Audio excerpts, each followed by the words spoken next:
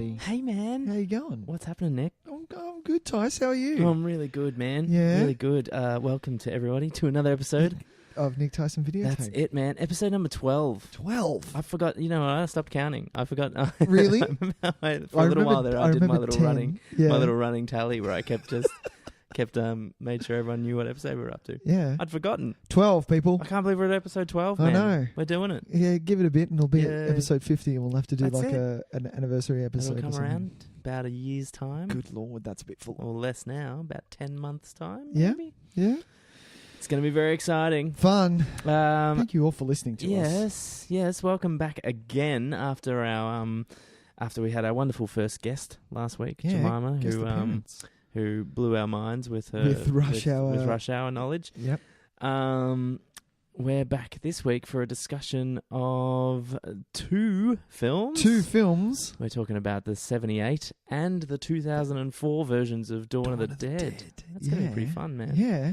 Before we do that, why don't we let's go through some do some housekeeping? Do some housekeeping. Where can people get in touch with us, Nick? You can find us on Stitcher, TuneIn Radio, anywhere where you find podcasts. I actually had a search the other day just to have a look at where you can find us. Yeah. There's tons of places. We're that on things that I've never ever signed up for. Yeah.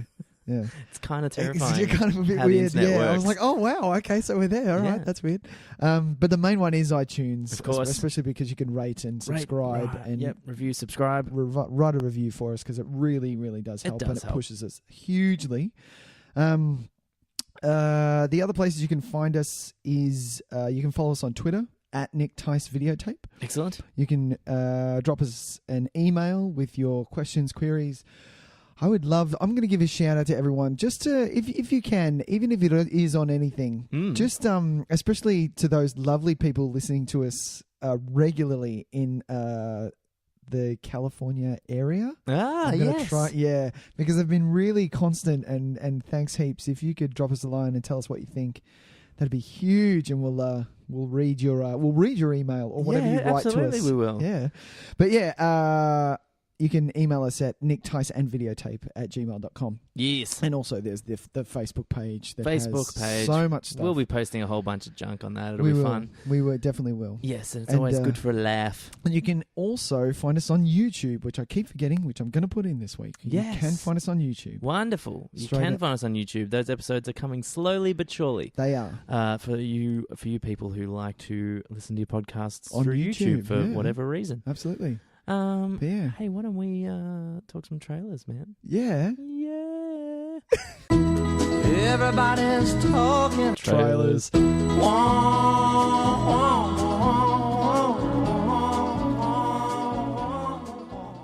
don't have to wait that long. We don't have to wait. I actually don't have to wait for it to play. No, but we waited a gap. Yeah. And then we go, no. Yeah, exactly. Man, do you want to go first? I can go first if you like. What's your trailer? Yeah, my trailer, I'm going to add something a little bit different this week. Sure. There was a trailer that dropped. It's actually for a TV series. Oh, and this is controversial. Very controversial. But it was a bit light on the movie trailers this week. It was. But, it really was. Yeah. But the Defenders trailer cool. was a quick, I believe it was 28 seconds or under 30 seconds. And it was four characters. It was Jessica Jones, Luke Cage, Daredevil, and Iron Fist, all getting in an elevator, and they literally just wait. Now, it looks like they've run. The trailer is in black and white. You're just getting, it's the feed from the security that you get in an elevator. And they wait, and then Jessica Jones smashes the camera, and then the little counter timer up the top stops on the release date, which I thought was that's cool. Super fucking cute. Yeah. And it was awesome. The reason that I picked this trailer though, Tys, like I've only watched Daredevil. I'm going to be very bold and say what I haven't watched yet, which I haven't watched Luke Cage or Iron Fist or Jessica Jones yet, which it's on the list. Sure. And they are on Netflix, so it's a massive binge and just watch it all. Huge binge. And but yeah, I wanted to say this trailer. The reason that this works so well for me is because I like the less is more. Don't tell me what's going to happen. Don't give me, especially for a teaser. Literally one shot, you see all of them, something quick happens, and that's it. Yeah. You know? It works so well. I just thought it was really, really awesome and really, really well done. Yeah, nice. But yeah. I'm keen for that show, man. Yeah, Yeah. Look, I've Have you watched any of varying the 5? degrees? Yeah. I've seen both Daredevils. I thought season 1 was great. Season 2 was a bit lacking, but it was one half of it that was awesome. The last maybe 3 to 4 episodes of that were awful. And it pained me to say it. And I was watching it going, am I what's going on? What happened? What is going on? It became really bad really quickly in the way it just fell off. And I'm glad though, because I thought maybe I was just not following, but it seems to be a pretty consensus across the board that they once the Punisher was ball. out, they were like, look, we're all done. I liked the Elektra stuff early. The first couple of episodes of her were pretty cool. The history of them, and all the history stuff, of them, and but they're all structured exactly the same. You have your kind of mini first arc, and then you have the kind of middle ground episodes where there'll be like some flashbacks and some kind of more, there won't be a lot of character development over the course of an episode. It'll be like a bottle episode, maybe something where it's just we're contained in this one area and Matt's we're dealing with this one thing. Or it's like the Foggy episode that everyone's just like, whatever. I love Foggy. Oh man, he's pretty bad. Yeah. Is it just me? I just don't think he's a very good actor at all. Really? Yeah. I don't mind him. Okay, sure. I don't mind him. That's all right. But if that energy's working, if it works for you, I feel like I'd be more on board. But it just doesn't work. It doesn't work for you. That's all right. Or it's Karen. She doesn't work for me. Well, I see. She works for me a lot. I think she's great. Yeah. Like one of her episodes where she's doing something else. Yeah. Like I liked her reporter side kind of plot in the first one. But yeah, and then it picks up for the last couple episodes, and that's they're all structured exactly the same as well. Yeah. With a show like that, I feel you need to come at it as have the joining themes, and storylines and things like that, but because it's essentially a cop show. Do the individual, for me, I think maybe do 3 episodes where they help one person out, then another 3 where they help another person out. Sure. And then through that, you've got the Punisher thing happening and all of that. Yeah. I think that would work a little bit better than what they've done. And they're spreading themselves pretty thin over these 13 episodes as well. It's too many episodes.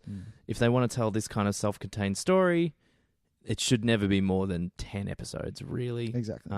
Because you can feel the filler episodes. Yeah. The great episodes are great, but those filler episodes you watch and they're longer than normal television show too. So it's 50-something minutes, sometimes an hour. Yeah. And you watch it and go, what's going on? Nothing has happened in this hour. Yeah. But there's been some good ones. Luke Cage was okay. Yeah, you watched that? Yeah. Awesome. I didn't finish it, so that's okay. It wasn't positive in that way. Yeah. I got I'm up to 8 or 9 episodes in, and it has a very clear turning point again for me where a character happens and there's a change of I don't want to spoil anything, but one character leaves and another one comes in, and it's the clear turning point in the quality for me. I love Jessica Jones. I heard that. That was a major consensus that everyone not as good it, as the first Daredevil season, I don't think, but still pretty great. And it's had the best villain so far. Yeah. And Iron Fist I haven't watched, so we'll see how we go. But yeah, Defenders. That was my trailer. Nice one, man. Yeah, it was good. I liked it. It was quick. Get in, get out. They're only doing 8 episodes as well, by the way. Exactly. So it's like we might not have. How could you? But see, this is the one. It's really dumb though, because this is the season where you could have 13 because you've got 4 protagonists. Exactly, and you need to let them breathe. Yeah, exactly. So, I don't understand these people. What are you doing, people? Well, that's the thing. It's a safe bet as well. We'll do how many? They're doing 9. It's 8 or 9 episodes. 8 or 9, right? Maybe they just couldn't afford to do more. No, but that's the thing. Let them have the taste. Let the audience have the taste. If it works, it works. If it doesn't, it doesn't. And then see where it goes. Well, it's like a Shield thing where they do 8 and then have a break and then do another 8. Oh, yeah, maybe. Yeah. Very good. Yeah. All right. Well, I'm just going to talk very briefly. Talkin Trailers Tracy. Talkin Trailers. There we go. That was terrible. Sorry. None of those were my name. Tracy. Tyler. No.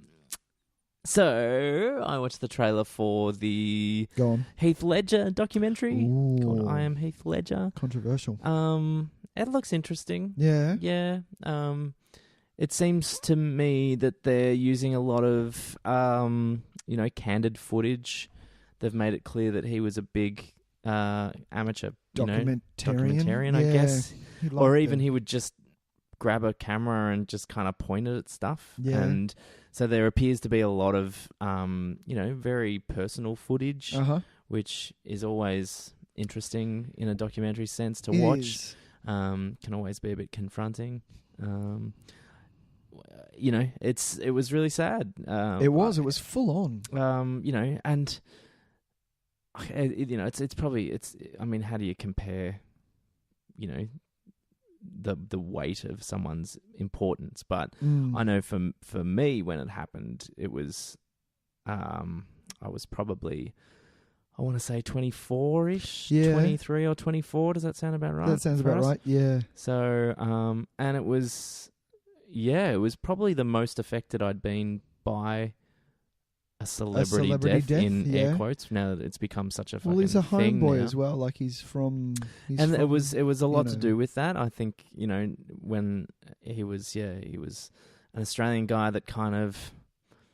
He didn't. We saw the rise of him. We did. We saw him kind of from nothing. And which Two Hands is such a good movie. Such a good movie. And from that to the heartthrob, he always kind of skipped what they tried to box him in. Like he'd do Two Hands and then he'd go to 10 Things, and they're like, "Oh, okay, so he's the heartthrob," and they're like, "Well, no, I'm going to go off and do Knight's Tale or Lords of Dogtown." Exactly, Lords of Dogtown. Or Four Feathers. Yeah, he wanted to jump. He didn't, And I liked him a lot for that reason. And I remember at first I was always kind of like feeling like he was better than the opportunities he was getting. Yeah, because I loved Two Hands. Like I loved it. So and every time I remember when Two Hands is such a great movie because you put it on thinking it's going to be one thing every time you start, and the first shot is his zombie brother. Oh yeah, because it pans down into the dirt. Yeah, and his zombie brother is sitting there on a little thing having a ciggy. And he's like, "Let me tell you about it." And I'm like, you forget just how unique that movie is. It's bonkers. I love it. But yeah, I remember always being like, he's better than this. And then you had Brokeback come along, and then which led into massive. Dark Knight. Yeah. And of course we didn't see Dark Knight until after he passed away, but we knew it was coming, and we'd seen these trailers, and we were like, "Oh my god, I think he's going to be fucking great." Huge, yeah. Like he sounds so terrifying. That one trailer for the Dark Knight where he spoke like one line and then laughed, and everyone was just like, "Oh well, he's clearly this is going to be amazing." He's done it. Like, exactly. Yeah, and so it was really sad because one of those guys that just never got the chance to. I feel like show us what he could do. Yeah, exactly. He peaked and then was taken out. Like, do you know what I mean? Like he just hit his stride, and I was like, "Fuck!" Exactly. And there's a long history of that happening. It's it's the whole 27 Club kind of factor is that these guys reach this point. Your Jeff Buckley's, he released one maybe perfect album and leaves us, gone. And so that's his legacy. River Phoenix, James Dean, like that kind of style where James Dean kind of just was getting better and better, and the next Brando kind of contemporary of, but the same kind of the same energy, the same was going to be, and then Amy Winehouse, Jesus. Winehouse for sure. God. I suppose with Winehouse we did unfortunately see her decline, which is very different to some of these other people. I don't know. I feel the difference between a musician and an actor. I don't know. Maybe this is just me, but I feel that musicians have more of a soul-searching journey through their career. Does that make sense? Yeah, potentially. Do you know what I mean? I think it's a lot harder for them. It depends how you approach it. I mean, you got to think about how anyone approaches their art, I think. Yeah. I mean, just because someone like Heath Ledger is making A Knight's Tale doesn't mean that he's not absolutely sweating it out each night in his hotel room thinking of wanting what the to be next scene. do better stuff. Like exactly. I figured that's kind of a similar thing to maybe something like an Amy Winehouse who listens to an album and goes, it's not what I should be doing. I should be doing better things. You get that dip, and then all of a sudden they clean up and come out with another album. And you think, oh my God, this is insane. But yeah, so I watched the director. What was the director's name? Stand By. Yep. He I've watched one of his. We went down the list before we started, and he's done the Bruce Lee, I Am Bruce Lee, and I Am Chris Farley. Well, yes, because he's obviously got a bit of a running theme going with the I Ams. Yeah. So yeah, I was really excited because I was a massive Chris Farley fan, huge. Derek Murray. But yeah, the Chris Farley one was good, but it wasn't what I wanted. It wasn't what I was looking for in a documentary about Chris Farley. It kind of focused a little bit too long on his fall and sure. a lot more of the addiction rather than celebrating who he was and how he affected people. Okay, fair enough. But it was a bit sad. Yeah. So there you go. Who knows? I might watch it if I'm in the mood for I'd like to see it. Kind of a trip down memory lane and, feel a bit sad and sorry. Mm. Sometimes it's nice to have those kind of, chuck something on that makes that happen. Yeah. Well, there you go. That was a downer. We can bring it back up. Yeah. Exciting shit. Let's have another shitty, stupid jingle for our next segment. Yeah. For what do we watch this week? Yeah, that one. Oh no, that's for sure. I need like a record scratch, like a. What did you watch this week? Like that'll do it. Oh, I want to go back to the Charles in Charge one. I don't know how we would slip it in, but I want the Charles in Charge thing. Yeah. All right. Do you want to go first? Yeah, sure. Why not? Because mine's a little bit of a downer, so I don't want to keep going down. Yeah, you go first. Oh man, do you know what? It's the change in the weather. It is. It's been raining like consistently the last 3 days. I think it's just on our minds. Yeah. We're rugged up. We want a cup of tea. And I've we want got something the nice heater to watch. on. Yep. It's lovely. It is lovely. Hey, what did you watch this week? I'm going to talk about a movie from 1990, which is on Stan at the moment. Oh, it's just popped up. Yeah. Oh, it hasn't just popped up. It's actually been there since I reckon Stan started. Oh, right. And I've been going past it a lot in my head and going, I should really watch that because I've heard it's good. Mm-hmm. It's got a movie called Miami Blues from 1990. Yeah. Directed by George Armitage, who's probably best known for writing and directing Grosse Pointe Blank, the kind of hitman black comedy with John Cusack. Yeah. Which is great. Everyone loves it. Yeah, really good movie. Really good really movie. Good movie? Really good movie. So Miami Blues is a really strange creature of a film. Right. It's kind of a black comedy. Okay. No, it is a black comedy. It is a black comedy? It is super black, though. It is...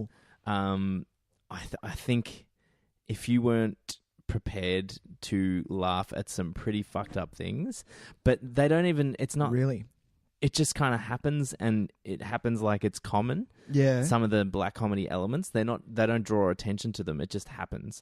And Did then you know go that through it was a black comedy going in? I kind of suspected. Oh, okay. Because I knew it wasn't like a serious drama. I knew it was kind of had quirky elements. Uh-huh. But then again, Grosse Pointe Blank is kind of similar to this. It was, yeah. Because that's not a flat out. That's No. far more comic deliberately than this is. Yeah. But it's very black too. Anyway, so it's about It stars Alec Baldwin, and this is like peak Alec Baldwin. Oh, really? 1990 Alec Baldwin. He's doing his thing. He's good looking, really handsome, buff. Handsome man. And really intense actor. Right, yeah. I remember seeing Fair Game, and he was pretty intense. I think it was Fair Game. No, that's the other... Is that that's another Baldwin? Stephen Baldwin, I think. Or it might be Billy Baldwin. Oh, no. Who knows? Peak Alec Baldwin is like Malice and The Shadow. Oh, right. And back when he was, doing that kind of stuff. Damn it, it was William Baldwin. Billy Baldwin. Billy Baldwin. Anyway, so Alec Baldwin plays this this criminal. Yep. Who is trying to kind of start anew, I guess. but not like in a life of good deeds or anything. Right. He's still going to be a crook. Right. But he's just trying to start somewhere new and get away from some of his old stuff. Yep. But unfortunately, he just fucking smacked my headphones. Oh, did you? Are you okay? This is very loud. Very quickly, he attracts the notice of a policeman played by Fred Ward. Okay. Because, and this is where the black comedy starts, while he's escaping the airport, because a Buddhist is trying to kind of give him like some literature and things the way to spiritual enlightenment, blah blah blah blah blah. Yeah. Anyway, and in order to get past him, he grabs the Buddhist kind of points at him for some reason. He grabs his finger and snaps it and pushes him to the ground and keeps going. Alec Baldwin, right? But unfortunately, the Buddhist dies of shock from that. What the so it becomes like a murder case. Oh. Except while the two cops... Dies from a broken finger. Yeah, so while the cops at the airport are talking about this, they're standing over this dead guy's body laughing about the fact that he died of shock. Right. And this is where it all kind of... Oh, it goes black. You're like... Right. You're like... What is the tone of this film? It is really strange. Anyway, so from there, it just kind of leads into this really interesting relationship between him and Jennifer Jason Leigh, who plays a prostitute who gets sent to he organises to have sent to his hotel room quite early in the film, and they don't go on a crime spree so much as in he tries to keep her around because for whatever reason it's not really clear. Yeah. She can kind of normalize his behavior, and she thinks that they're making this like happy home together. Right. So it's this weird kind of like they play homemaker. They get a house, they live there. But he's going off running all these scams, like trying to sell antique coins and bribing one cop to stop from the other cop. And then he also... This is where it gets really fun. Right. Is that at one point when he finds out Fred Ward is onto him, who's the cop, yep. he goes and beats the shit out of him and steals his police badge. Ah! Okay. And so starts pretending to be a cop. Oh my God. But like, so he'll see someone robbing somebody. Yeah. He will stick a gun on them. Yeah. Right? Shoot them in the kneecaps or whatever, and then while they're on the ground, squirming around, he'll rob them and run away. Yeah, like there was this great bit where this purse thief, steals the bag of this woman, and she's like, "Help, help, help!" And he's like, "I'm a policeman." Runs after the guy, knocks him to the ground, grabs the purse, and the lady comes up and she's like, "Thank you, officer," and he just bolts. With the purse in hand. Nice. It's really bizarre. Oh. Really kind of great, though. I had a really interesting time watching it. Yeah. It's definitely recommended. It's on Stan. I wouldn't say the finale is satisfying. Like wholly satisfying. Right. They take it on a bit of an angle that not everyone might be on board for. I was super on board for where it went because it got kind of like not spiritual, that's the wrong word, towards the end, but it started to kind of be a bit weightier towards the end and had a bit to say about, how we live our lives and what does it mean, robbing people, that whole living kind of day to day, and that does what we do define us, or are we defined by what we do, or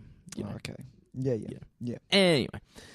So yeah, it's worth having a bit of a look-see, just for a bit of a curiosity from 1990 that I don't think anyone ever talks about. I remember the cover quite well, and Alec Baldwin, young Alec Baldwin, because I've read that he became hard to work with, like quite hard to work with. The movie that comes to mind, I think they made a movie about it with De Niro. It was called What Had Just Happened, or something like a sentence or something like that. What Just Happened is a movie with De Niro, yeah. Yeah. Is that about Alec Baldwin being tough to work with? Yeah, as an actor. No way. Yeah. It was around the movie The Edge, if you remember that. bear attack. It's a good movie. Revenant. David Mamet. It was really good. But yeah, and then he moved a bit more into comedy, did 30 Rock, and realised, hey, not the world isn't just about me, sort of thing. And no, well, I mean, he'd always, his Saturday Night Live days kind of showed the world that he's actually a very hysterical, funny guy. Yeah. Oh, what did I watch this week? Yeah, let's go to that. Let's do that. I love it. It's just so relaxed. Yeah, man. 12 episodes deep. 12 episodes deep. We got this down. I watched something that was a little bit not a down movie, but it was going to be sad. Watching the trailer, I was like, wow, I'm going to bawl my eyes out at this. I didn't, however. Wow. Yeah, usually if the trailer makes you cry, you're in. I'm exactly. Like yeah. But this didn't have it, and watching it, I realized why, and it was because of the direction. Let's start at the movie. The movie is called Other People. Came out last year with Molly Shannon, believe it or not, and she has, I believe she has it's some form of cancer. I don't know which one it is. It didn't come out at the cinema. It is a Netflix film, I believe. Only found on Netflix. Oh no, maybe it isn't. Anyway, moving on. It has Molly Shannon and Bradley Whitford, who is amazing. I love Bradley Whitford. He's the best. And yeah, it's just about a son who he's in his 20s. He goes back home to Sacramento to take care of his dying mother, because she's gotten to the point of the illness where chemo isn't working anymore, and it's just making her sicker, and they go through this, and it's just dealing with the day-to-day. There are some funny parts. Sometimes you just have to laugh, but sometimes there are things that you just can't laugh at, and it's dealing with some heavy issues. Yes. Yeah, and it was good. Now, I'm going to start with the good points. Molly Shannon stepped it up to the point where, my God, she needs to do way more serious things, because she was so good in this, so believable. And Molly Shannon is rarely bad. Yeah, like she. I don't think I can remember a character where raises she is the bad. Quality of a film that she's in. I feel she was so good in this. The other good points. Jesse Plemons. Jesse Plemons. How's he go? Is he right? He was not bad. He played the son. I'm not quite sure how I feel about him. Well, this is the thing. Going back, if our lovely listeners remember when I watched Black Mass, he was actually in Black Mass, and the Johnny Depp criminal movie. Sure. And the contrast, Tys, of these two characters from Black Mass to Other People, where what's the actor's name? Jesse Plemons. So his character in this is gay, and he doesn't play it overly camp. He just is gay. It's fine. And so different characters, these two that he plays, and it's good. Is he a cop in Black Mass, or is he one of the... No, he's a fucking thug, and he's thugs. just a thick, dumbass thug that I went to high school with all these kids. And...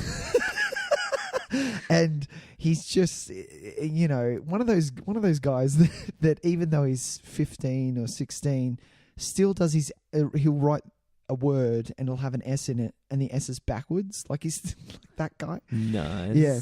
I'm like, yes. Really missing some chromosomes, aren't you there, mate? Anyway, but the movie was good. The reason that I didn't cry, that I didn't fall apart, was, now I don't have problems with this direction. What they did is did her death first, because you knew you were going to see it. So what they did is they showed the family. She had literally just passed away, and they dealt with the family, which is Bradley Whitford is her husband, the son obviously, and she has 2 daughters as well. Sure. And dealing with the fact that their mother has just gone. They showed that at the start, and then they go back, a year before that, Sure. and then did the whole thing, and then they did a little bit, not too much, but they did the same scene again, and the punch was gone. The punch to the gut, where the mother that you have cared about through all of this thing, and you've shared, and you've cried with her, you've seen her hardships, the fact that she's decided to give up chemo and fuck it, you know what, I'm just going to live my life. I'd rather not be sick and go through that crap. I'd rather just if it's going to take me. And because they showed her death at the start, it took away from the ending of what was going to happen. And I can see that. It was a direction. It was I could see what he was trying to do. Yeah. I guess in order to avoid shaping the film the same way, like you feel like you watch a lot of these kind of cancer films because I feel like they're their own fucking genre. Yeah. 50-50. I can think of a few. And look, if more often than not it results in the death of the character, and that's, the part of the film is about, the characters dealing coming to accept that. Yeah. Maybe as a choice just to avoid leading it down that direction by putting it at the start. I get what you're saying, Look, that it doesn't... it made it quite... there's hilariously funny elements in this that I think perhaps removing that element of hopefulness, because when you watch some of these movies and you think, especially if it's one that you don't know, it's not based on a real person or anything like that, if you don't know whether or not they survived or not, and sometimes you can be watching these movies and you start to develop a want for them to not. Exactly. Perhaps by removing that element, I mean, I'm speaking purely speculative because I haven't seen the film. Yep. But perhaps by moving that element to the start, so there is none of that, it allows you to focus on other aspects of it. Exactly. And that's what I think this movie was more about. Oh, very good. But yeah, where did you watch that? Other people. I watched that on Netflix because I think it's a Netflix only film. I think. I could be wrong. I couldn't see anything that said it was, cool. Fair deal. Yeah, I'll give it a watch. Yeah. I do like Molly Shannon a lot. But yeah, the director was Chris Kelly, and that was his first film. Yeah, I just had a bit of a squiz at him. He's SNL writer. Yeah. So, like a lot of those guys, man, seriously talented. Yeah. Those staff writers that they have on SNL. Yeah, man. A lot of them, the all-time great being kind of like your Tina Feys. Exactly. Who, was stuck in a writing room for so long and had enough. And suddenly realised that they're probably, more talented than 3/4 of the cast they were using at the time. Yeah, exactly, so there's definitely some talent in that room. Yeah, man. No doubt. Hey, should we talk about what we're going to talk about today? Our feature presentation. Oh, this is going to be fun.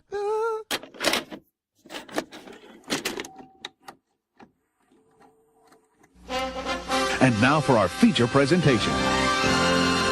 Okay. I didn't wait that time. You didn't I wait? went straight in. The magic of editing is going to make it appear as though we stopped, but we didn't. We just kept going. Exactly. So we're going to do a little bit of a comparison for you today. We are. We don't really have a name for this segment. We didn't want to call it. We'll say it. We don't want to call it original versus remake because it sounds like we're pitting them both competitive. Against each other. Combative. Sure. Go on. Whatever. One more time, teach. No. All right. I'm gonna He's too tired. No. So I don't want it to feel like they're punching each other and one comes up victorious at the end because that's and horseshit. one says Martha and then the other one goes, oh. Take it easy. Yeah. So we didn't want to do the versus thing. So the segment name is yet to be decided. Maybe I'll come up with something really interesting and fitting. It could be good before the episode drops. Yep. But yeah, so we're going to talk about two versions. Two versions. I think there's only two. There hasn't been there's a lot of sequels and shit, but that's true. There hasn't been another. There hasn't been another Dawn of the Dead. The two versions of Dawn of the Dead: the 1978 original, the 2004 remake. Hell yeah! So why don't we start with the 78, the original? Why don't we go back 78. And do it old school? Yeah. So Nick, when we talked about because we knew this was going to be something that we talked about on the show. We've said for a while that we would kind of talk about remakes and originals and see, where the strengths and things lie. Mm-hmm. This was the one that we decided to do first. Yeah. Do you want to? Is there any reason why for you? Well, there's one. There's no reason why I wanted to do this. One thing that does stick out though is that out of all the remakes, this is probably one of the top ones for me. This is probably at the top. Now that's not to take away anything from the original. I just think that this is one of the remakes. There are very few times that a remake is good. Is that true with you, Tyson? Yeah, I mean, I guess so. Like if someone says, "Oh yeah, it's a remake of this," you go, "Oh, is it good?" Like no one. It's very, very few and far between that a remake is good. Whereas this actually was, but that's because it brought something different to the table. This movie, the remake of this movie is excellent. Had you seen the 78 prior to this? I had. I was a big but this was back in the video store days. Sure. And me and a friend of mine, Adam, and he goes, "Look, you have to do George A. Romero. You have to do them all." And I thought it started with Dawn and then went to Day. I thought they were two. I never realized that he did Night. Sure. So I never watched that until I bought the DVD that I lent to you. Mm-hmm. So I watched that for the first time 4 years ago. I think. Sure. Which I actually kind of like Night of the Living Dead. It's got its own little thing going on. It's very early. It's I think at 68. That was done. Hang on, around that. Yeah, 68. Yeah. But yeah, I had seen Dawn of the Dead, the original, before. I was very interested in it was survival horror video games and all that stuff. But yeah, I remember liking it. Mm-hmm.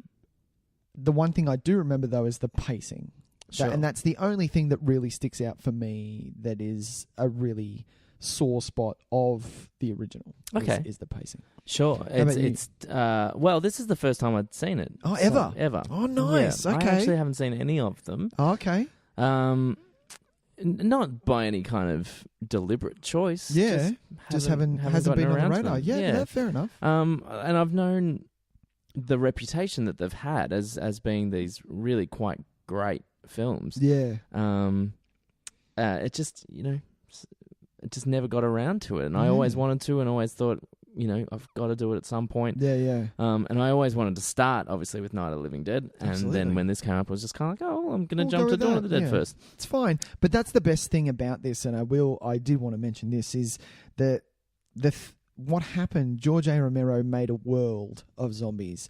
All the movies that he made, now, I've got the list, it's quite a few. So there's Night, Dawn, Day of the Dead, Land of the Dead, Diary, and Survival of the Dead. There's quite a few. You don't have to watch them in any order at all, because each movie is their own characters, has nothing to do with any other characters. It's all very on its own. Yeah, which I just happened to be in the same exactly planet Earth. Yeah. Yes, and I've heard those last couple are not really worth watching. Yeah, I haven't done Diary or Survival. Sure. I've done the rest though. Okay. Yeah.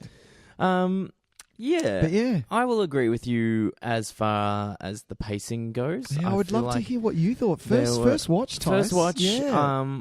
It was an interesting kind of experiment. I think my expectations may have made it a little bit harder to appreciate. Yeah. I think it's also very hard to separate what younger me would have thought of this movie. Yeah. Younger, less experienced me. Exactly. Coming to the horror genre for the first time, maybe. Yeah. Even the zombie survival genre for the first time. Yeah. Currently, we are in overload of that. It's been done to death. It really has. And it really has. I'm kind of done with it as a genre, I guess, on the whole. It needs a break. And so watching this, which is the quintessential version of what is now being done to death, was difficult because it would have been hard. Yeah, I exactly. had to keep reminding myself that this was 78. Yeah, this Yeah. even though Night of the Living Dead was doing a thing, it's a very different thing. Night of the Living Dead, Absolutely. I assume feels a lot more kind of 60s sci-fi kind of energy. Exactly. Very much almost Evasion of the Body Snatchers Sure. or the Birds. Yeah, where this is obviously leading us into 80s gore kind of Well, he was that the one energy. to start it. Yeah, he was the... But having said that, it still doesn't improve the viewing experience for me. Like as much as I tried, and I kept saying to myself, I should like this. I really should be liking this. Yeah. I found it pretty hard to engage with it. And I think that one of the reasons for that, and especially with what happened with me rewatching it, is as an audience now in 2017, we are a bit more demanding of our films. Like we're demanding of creativity within certain genres. Yeah. I think you can't just we just don't accept the same shit exactly on our plate anymore. Yeah. And so this feels like some old shit on a plate. Exactly. But because in 78 it would have been fresh shit. Exactly. But that's the thing. It would have been. It would have been so good. Yeah. You know. And so, look, and I don't want it because I don't want to shit on it. No. Because it obviously is so important. I mean, we wouldn't have some the of zombie genre kind at all because of him. If we didn't have that first trilogy at least. Exactly. As it kind of existed. I will give rewatching it because I hadn't seen it for a while. I'm guessing I don't know when I saw it last. Sure. That first 15 minutes though, that hectic scene. Sorry, I'm just going to break it apart a bit. In the newsroom, that was really quite intriguing. I liked that. It was very well put together. It was very believable chaos. Yeah. The sense of panic was there. Yeah, and you felt it actually felt like, and I liked how people were still just kind of doing their job. Like, it felt really strange. It felt kind of like a very human, rational way of trying to process what was happening. Yeah, like the guy behind the camera who's just kind of like, whatever, man. We're gonna leave. We're gonna cut out. It's gonna be the emergency broadcast by midnight anyway. Exactly. But he's still there, sitting behind his camera, doing his thing. Even though there are zombies outside. Yeah. Like, do you know what I mean? And guys, I love the fact that some of the crew just midway through that scene kind of go, you know what? Why the fuck am I staying here? I'm out. I'm done. Yeah. I'm going. Look, and there were, there are some really great moments in this, and I completely agree. It's just sometimes it's hard traveling between them. Yeah. And it didn't. Sometimes the sum of these parts don't really create a very worthwhile whole for me anymore. Yeah. As a first time viewer, I think I just won't revisit this film very much. I don't think. No. Because I feel like there might be more interesting examples. Okay. That have taken what obviously was an extremely creative idea at the time and a very groundbreaking kind of approach to horror cinema. Uh-huh. That can't be argued enough, and I completely agree with that, but I feel like that has been taken with and then developed further since then, and there are examples that demonstrate it better now, whereas this will always remain as almost like an educational kind of resource. Okay, so you like, hey, is Walking Dead one of your favorite shows? You need to watch this film because 30 years ago this is where it started. Originated. Yeah, exactly. But I'm not saying Walking Dead is better than Dawn of the Dead in any sense at all. I'm just as an example. Yeah. Trying to just get to the core of why I just didn't love watching this film. Despite there being some good things in it. Look, I think it might be easier if I just try and put my finger on what I didn't like. Sure. I don't think any of the performances work particularly well. No, they weren't that great. No. I think, is it Ken Foree? I think that's how you say it, yeah. Is the closest to a fully realized character for me. Uh-huh. I think he does interesting work. I don't think anyone has natural acting talent in the cast. That's true. Which is bizarre because on their, I'm looking them up on IMDb and they're all professionally trained actors. They're all been doing their thing. They know what they're doing. And but I don't feel that. Do you then look at is it the director or is it the script that they've been given? I don't think the dialogue that they have is particularly great at times. I think sometimes there can be a nice sense of poetry to some of the things they're saying. Yeah. Sometimes, like, there'll be just one line that'll pop up every now and then. You're like, that's a great line. But then also there's, like the character, the cop, in the first scene, who I swear to God just says bastards the entirety of the time he's on screen, or just some other racist nonsense. Yeah. And I'm like, well, you're not creating a character. He's just saying words. He's just saying bad words. So I feel like there's a mixture of some really nice moments, I think. But yeah, none of them are particularly great at escalating that material. Yeah. The thing about what I'm finding, and I don't know, because I don't think I've actually seen any other Romero films. Right. So I'm completely new to this. Yeah. He's just someone that has just kind of skipped over me. Yeah. I don't think he does energy well. He got better. Sure. He got better.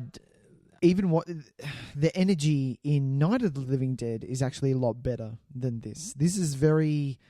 It's almost like a midday movie. Does that make sense? Like it's very... I thought it looked like a made-for-television film. Yeah, like it has that feel to it. But I feel like that's more the aesthetic and the colouring, and which may have been a deliberate choice because it kind of complements that whole mall symbolism. Yeah, I guess. I mean, because it's not exactly subtle what he's trying to do.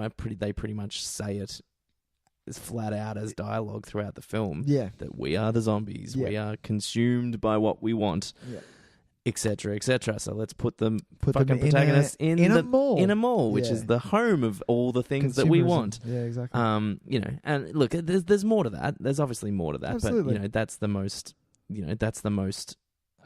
obvious thing that they're trying to do. Sure. And some of that works, and so I guess making it look like a made-for-TV special kind of goes along those lines because that's true.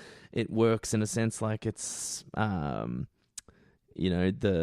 convenience factor of consumerism. Yeah. We want it now. We want it here. We don't want to go sit in a movie to do it. We want it on our television screens at home. Absolutely. Which is so stupid. But what are we talking about? The energy. The energy. But what other things didn't you like about it? So you didn't... That leads to his handling of the action and horror elements. I feel like what he does really well is the small scale tension, right? So the moments of quiet, the moments where it's slow movement, there's little kind of rattles. The Hare Krishna zombies very slowly is really interesting. The way it just kind of that it's discovered the way to get there. Exactly. And it's complemented by some very cool music choices. Shout out to the Hare Krishna zombie though. How hilarious is that? And I think that's part of it too, is that it is kind of unsettling the choice.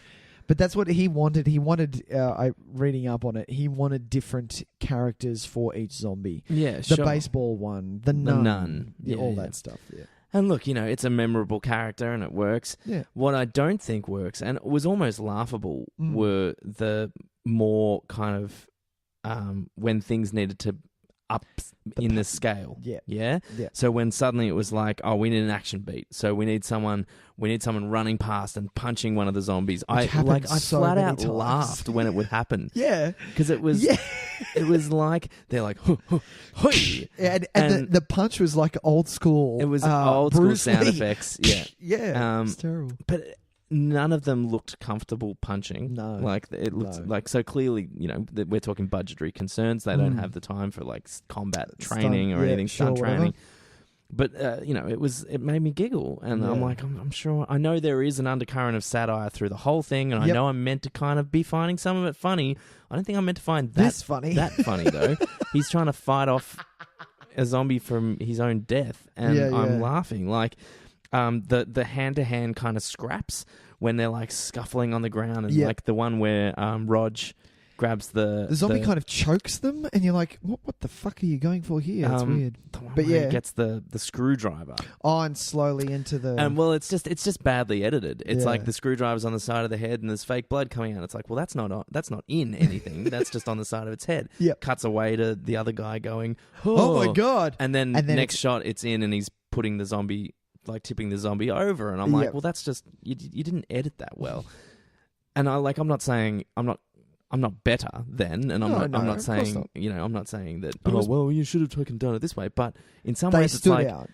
I don't think you like in a movie that feels pretty long. These moments are very slow, and also people's reactions to the surroundings feel disingenuous to me, because they're so like their looks of surprise are so fake. Like when a zombie happens to be there, and their best that they can muster is like a whoa.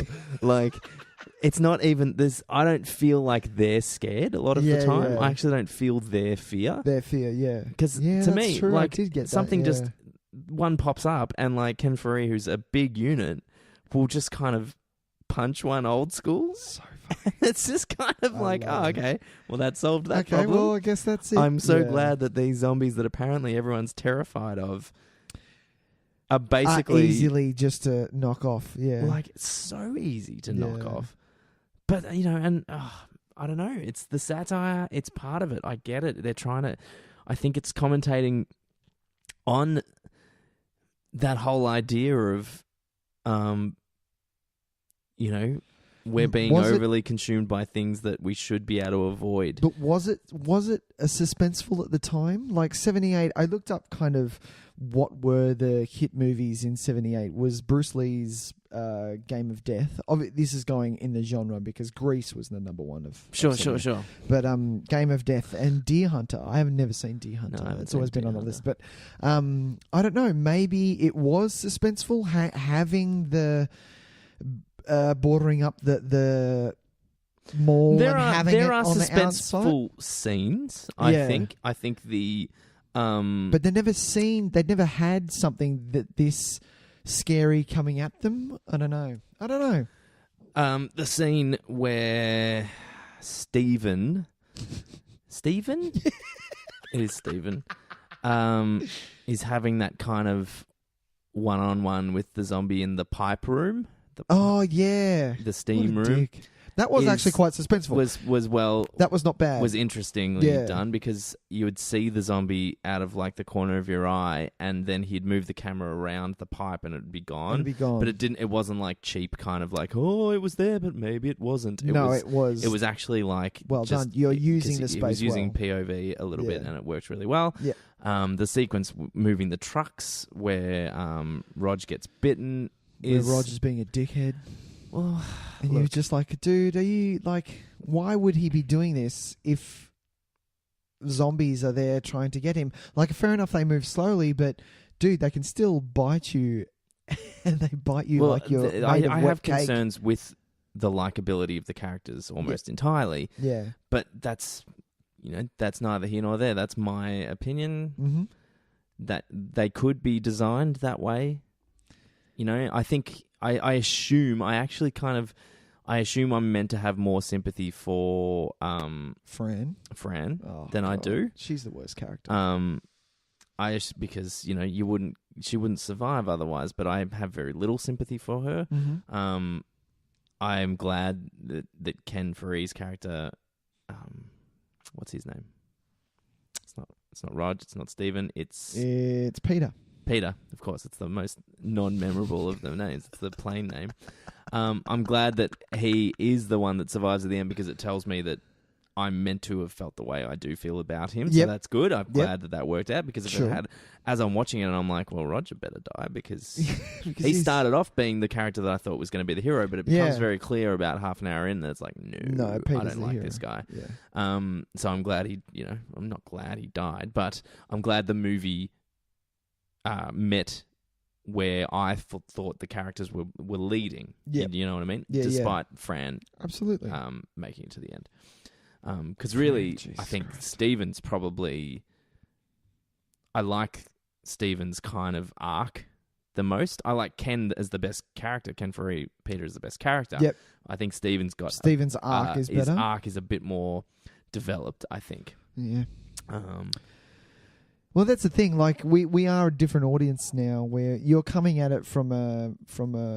It's almost like a history lesson point of view. That, that this was movies back in '78, and you can feel that this was okay back then. I go into a movie like this though, like with a lot of with that in mind. With definitely that in mind, and I don't need to see it's not the shittiness of the production values that I'm complaining about. It's legitimately the technique of the storytelling that I think it was I have concerns about. The drive for me there just wasn't there in the movie, and which was really sad because, like I said, that first 15 minutes was awesome, and it just dropped off as soon as they got in that helicopter. Well, and I was like, well, what the fuck? And then, okay, they've set up shop, they've raided. They've made themselves safe. What is the drive in this plot? What am I looking for? And it's kind of similar to the way the remake works in the sense that the plot is driven by circumstance more than exactly. Like they don't have a goal because there is no goal. The goal is just we've just got to sit it out and see what what happens. Like we don't know what's going to happen. So It's almost like you can actually break it up into clearly defined areas because of that. Because it's like mini goals. They set themselves so a scene starts and it's like, okay, they're going to go to the supermarket. Yep. So the end of that mini scene will be the department store. Yeah. Will be them getting back from the department store. Then it's like, well, we want to move the trucks. So the end of that is the end of the trucks. We want to lock the doors. Let's lock the doors. So we've got to get rid of the bodies. We have each of these little kind of scenes that are built around smaller goals, despite not having a universal goal because there can't be one. No. I did like the intercutting. I will say this. The thing that really chopped it up a bit, which was nice, and I was like, oh, cool, this seems good, was which is a whole different thing, when the television came back on and they were arguing with the scientist. Yeah, I did like those. I thought they were good. I think the probably the strongest scene is Rog dying and turning. You think so? I think being played over at the same time as the audio from the that's true. From the argument between the scientists is happening because it's very well put together. It's nicely put together, and it's not shy in its thematic ideas. Yeah. They're right there for you. Like we don't need to look hard. I don't think exactly. But that doesn't necessarily just because something is obvious and it doesn't mean it's not doesn't mean it's not a good choice. It is a good choice to have that happen. Yeah.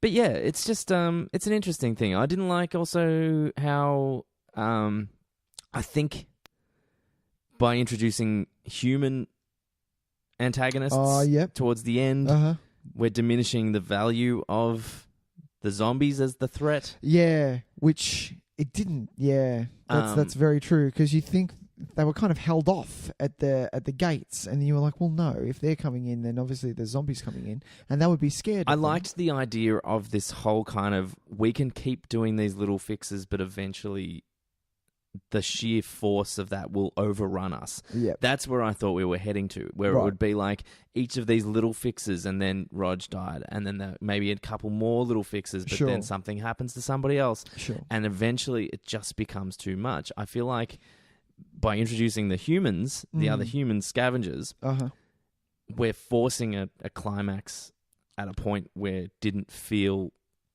natural in the story, despite it being at the hour and 45 mark, where I was comfortably thinking I'm ready for a climax to occur. Yep. That was not the one that I wanted. And having no idea where this movie went, when I saw those two characters and I was like, it's Tom Savini. And was like, oh no, is this what's happening? Is this what this is going to be? Yeah. And I didn't really enjoy that. Just because the whole movie, we obviously, because of the era we're in, I had to keep kind of just justifying the fact that no, the zombies are designed slow because that's just the way they were designed. It's about the eventual death, demise. Yeah, it's not about the quick slasher death where it's you think everything's fine and then pop out of a drawer and you've been beheaded. Yeah, it's you're not going to get killed by a bullet. Swarm. It's quicksand. Yeah. So they're moving that slowly. It's a very deliberate choice, and so I kept having to justify that because it's not. This movie is not scary. There's nothing about it that's scary. No, but you need to kind of keep reminding yourself that, and that's where the dread of it comes in. It's like I kept trying to liken it to a night. You know the nightmares you have where something's chasing you and your legs don't move fast enough, and you're like, why am I running in slow motion? Like, I can run. Come on, I know. Go. Yeah. And then you're face to face with it, and you go, I'm going to hit it. And you pull your arm back, and suddenly it's moving slower than it's ever moved before in its life. And that kind of, that's how I was justifying this. I thought, well, instead of us being the slow, what if it's the thing that's killing us that's slow, and no matter what we do, we can't escape it? Yeah. That to me works. I feel like that works. Totally. But then these humans who haven't really earned our fear, haven't really earned our acknowledgement in a storytelling sense, they popped up out of nowhere. Yep. Are cruising around throwing pies in their face and spraying them with like soda seltzer, whatever it's called. And I'm like, this movie spent a lot of time creating the threat out of the slow moving objects. Yeah. Like out of this eventual death. And now you're just making fun of it. Now we're just making fun of it. Yeah, and now that's a good way to look at it. Actually, useless they and look, they do die eventually. The scavengers. Yep. So that can be part of it, but that's due completely to their own stupidity. Yeah. That wasn't especially the guy trying to do the video game with the hand. No, it's the blood pressure tester. Oh, yeah. Like it's just an excuse for a gag. It's just an excuse for a gag. I think. So at the end, it can say blood pressure 0. It's just kind of okay. Thanks. Well done. But yeah. Whereas if they weren't so dumb, they would have escaped that situation. Oh, fine. totally. They would have just got back on the bikes and driven out. And had the people that we were looking, our characters who we side with, or supposed to side with, had they just not done anything, had not interacted with them, they probably would have stole the stuff and left, and that's it. Like. Yeah. And look, and what stuff did you like, Tys? Okay. What did you? Actually, I'm going to go. Yeah, you go. I've talked for a bit. Yeah. You know what I liked? What'd you like so 78, there's no CGI in nothing ever. No.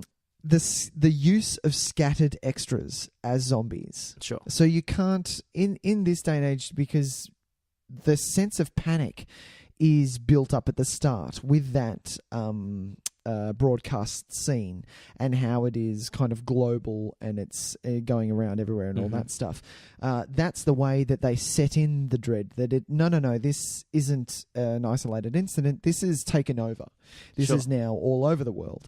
And from where was I going? From that, we get a sense with them flying over the state or the towns that they're flying over at the start, trying to find something. Sorry about that. My Dr. Pepper. we see all of these zombies just kind of scattered among fields, and I love the spacing of how they are. I thought that agree. was it looks really cool. great. I liked it. Just as the comparison to the recent one, where that same effect was achieved by flooding the area basically with zombies. It was interesting how it still achieved the same effect with a quarter of the people. It still felt like it was overrun. Even though it was just kind of because it was so spaced out. Because they were so spaced out, you were like, well, why? It's not as if they're cluttered into a fucking scary part. They're all just spaced, and they must be everywhere. Yeah, it was awesome. I did love the sense of this is very much a Romero trademark. His music choice is fucking odd. Well, yes. Okay, so I want to talk about some of this. Yeah, go on. Because there was clear distinction between what was composed and what was stock music. Like anyone could pick it. I'd be really, really surprised if I went through this movie and got one wrong by picking because absolutely. But this is him. Goblin is such it's got such a unique sound. It's that kind of Tangerine Dream vibe. Yeah. But it's got something else to it though. It's just got a different kind of energy color to it. Yeah. And the way they use the heartbeat to kind of that was rise good. the tension. It was really clever. They incorporated it into the score. Mm-hmm. But then some of this stock music. Like that god-awful moment at the end. Oh, yeah? Where Peter decides, no, I'm not going to shoot myself. I'm going to bash my way out. Jeez. And it's like the theme to MacGyver. Yes! Like, it's like a solo commercial. The fuck is this? But this is the problem is because that moment is actually earned. Yeah. And actually kind of quite nice because I was thinking, he's going to shoot himself. He's waiting for that last moment. Yeah. And I actually, like, no, I'm not going to do it. I loved it that he went, nah, fuck it. Let's go for live. it. Yeah. But the music ruined it. It did. Because you hit it right in the nose. It was a solo ad. It's like, when you're taking down zombies, an ice cold beer. Dun, dun, dun, dun, dun. Yeah, because it's okay, and it's okay for a movie like this to have moments of satire. That's totally fine. Yeah, but why ruin an actually well-earned character moment? Yeah, with music that's telling me I shouldn't be taking this seriously. Yeah, because I'm like, you can use it other places. I think it's really effective other places. Yeah, when there's the music that takes the piss a little bit. Yeah. Because I love the mall music as well, and I love that all these terrible things are sometimes happening while the music there's in the fucking gun shop. That was weird. Yeah, exactly. So weird. But it sounds like the kind of shit. It was kind of like hillbilly stuff, and so weird. That's all fine because that that kind of shines a light on the ridiculousness of it. Don't ruin an actually good moment, a legitimately good character moment. So bad. Anyway, what was another thing you liked? To my list, I liked how, and this was part of the slowness of them. Oh yeah, I liked how little things that would not become a big deal in other movies were the matter of life and death. Yeah. Like the way how, because they would move so slow. So imagine a zombie was about 10 meters away, right? Yeah. Walking towards us. It would take 30 seconds to get here, right? Yeah. Instinctively, you just get up and run away. But I liked how stupid little things happened. Like how he got his bag strap caught in a fire engine thing. Yep. Fire engine? Fire extinguisher. Yes. Yep. Like, and those little things that you're like, come on! Or the reloading of a gun. Or the reloading of a gun became like the most fumbling experience things. ever. Or keys. The keys. Where I'm like, that's dude, right. Just fucking open the door. If you didn't check which key it was. I know. Like, do you really have to check them all? But that's the thing. That worked well. They work really well because in a fast-moving sense, you don't get that kind of, exactly. Come on, man. Yeah, exactly. Because they die. Yeah. Like, it's basically, that's it. You're my done. favourite one of them is... I think someone's watching him. It's at the start. They haven't got to the mall yet. They've parked the helicopter, refueling, and there's a zombie behind him. And because the helicopter blades are going, he can't hear shit. Yeah. And the zombie actually steps up onto a set of boxes and gets his head cut off. And I'm like, that actually works. That actually is really good. Like, he actually was scared. Oh no, he's going to get him. Oh no. Yeah. The other thing that worked for me, which I think is a major benchmark for Romero, is the gore. I think the gore in this movie worked to more. I don't want to compare, but we're going to get to it eventually. The remake, the 2004 version of Dawn of the Dead, didn't have the gore that this did. I think this gore is intense. The fact that when a zombie bit you, you were made of marshmallow all of a sudden. Yeah. It's true, though. You were made of marshmallow. It's funny because I think the first fucking moment where it's the black guy and his wife comes out of the apartment That's to hug right, him, yeah. and he just kind of looks at her shoulder and takes a bite out. I think that was the first moment of real kind of like, whoa, okay. This is intense. But I think from there, knowing then that it was going to look a certain way, it didn't really have an effect on me from any point on. Even like I acknowledge that the effects themselves are fucking great. Like it's really, really clever shit. Like because the cuts and stuff are really pretty great. Like it's not super obvious body casts and things like that. Yeah, like that's true. Like the intestines at the end, where all the zombies are really, and we know it's so easy to do now. It's like absolutely, but it's still this was like the first one to do it. Like we could do something similar with some, with a trip to the butchers and absolutely, some red food dye. But it's just really, it celebrates it. It revels in it. And I like that. Like it's not just like it's not going for it's not going for just the quick shock value. It actually wants you to kind of what the hell? Like, yeah, it wants that's that moment, so true. and I actually kind of think that's fun. Like, and that's part of why. Obviously, it's designed to be more of a good time than Night of the Living Dead, which I assume is designed to be a bit more kind of harrowing. Yeah. There's obviously the design here for this to be fun, and it's like we can appreciate the gore. It's back to the fucking blood pressure gag where it's like the gore is not meant to be. Like how great's the shotgun blast?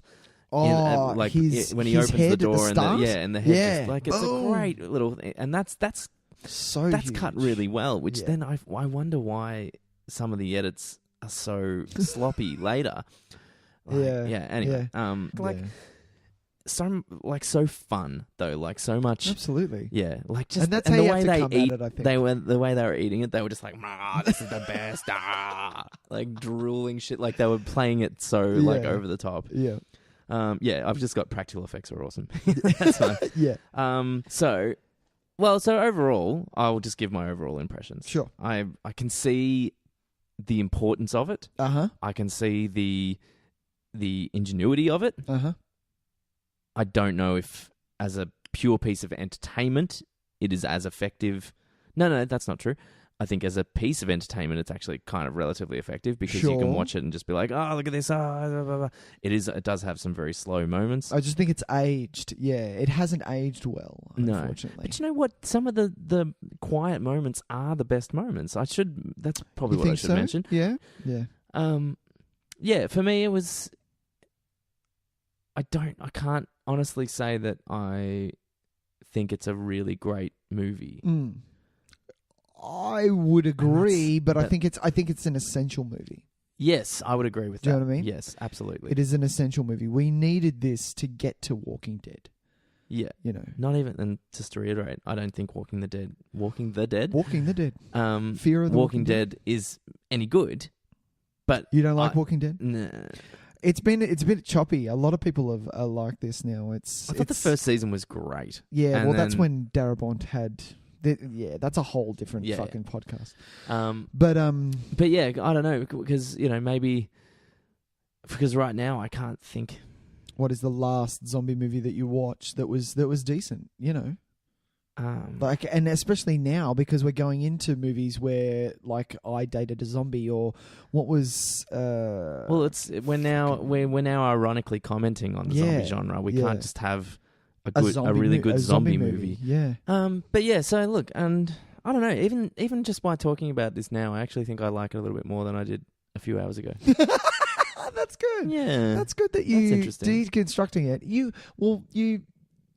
You see, why it worked. Yeah, definitely. Because you're doing it from that. But I can't help but feel the way I felt watching it, which absolutely not. It was a slog. I was kind of like, let's move this along. Let's get this going. Yeah. Do you prefer running zombies, Tyson? Do you prefer zombies that you have to because it changes the game a hell of a lot more. It does. Because my preference, I'll let you have a think. My preference is The Walking Dead. Is the very slow, and you got it. You were straight. You hit the nail on the head. It's the looming death. Yeah. You're going to die. Yeah. But it's going to take fucking 4 years. Yeah. And do you know what I mean? I think the concept of it I like better. The concept of the slow moving. Yeah. I think in execution, because my sensibilities of films that when I am gravitating towards are your action, your sci-fi kind of things. I think the fast moving is more effective in that sense because it creates urgency. Yeah. You can have more thrilling action set pieces in a film where the zombie threat is immediate. Yeah. Whereas absolutely. That's obviously kind of impossible when you can see one from 10 meters away and just kind of go, oh, I'm just going to stand over here instead. Yeah.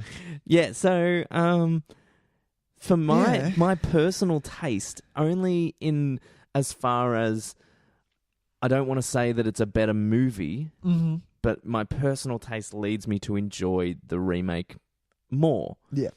Because it is so high energy, whereas Dawn of the Dead is very low, absolutely lingering death.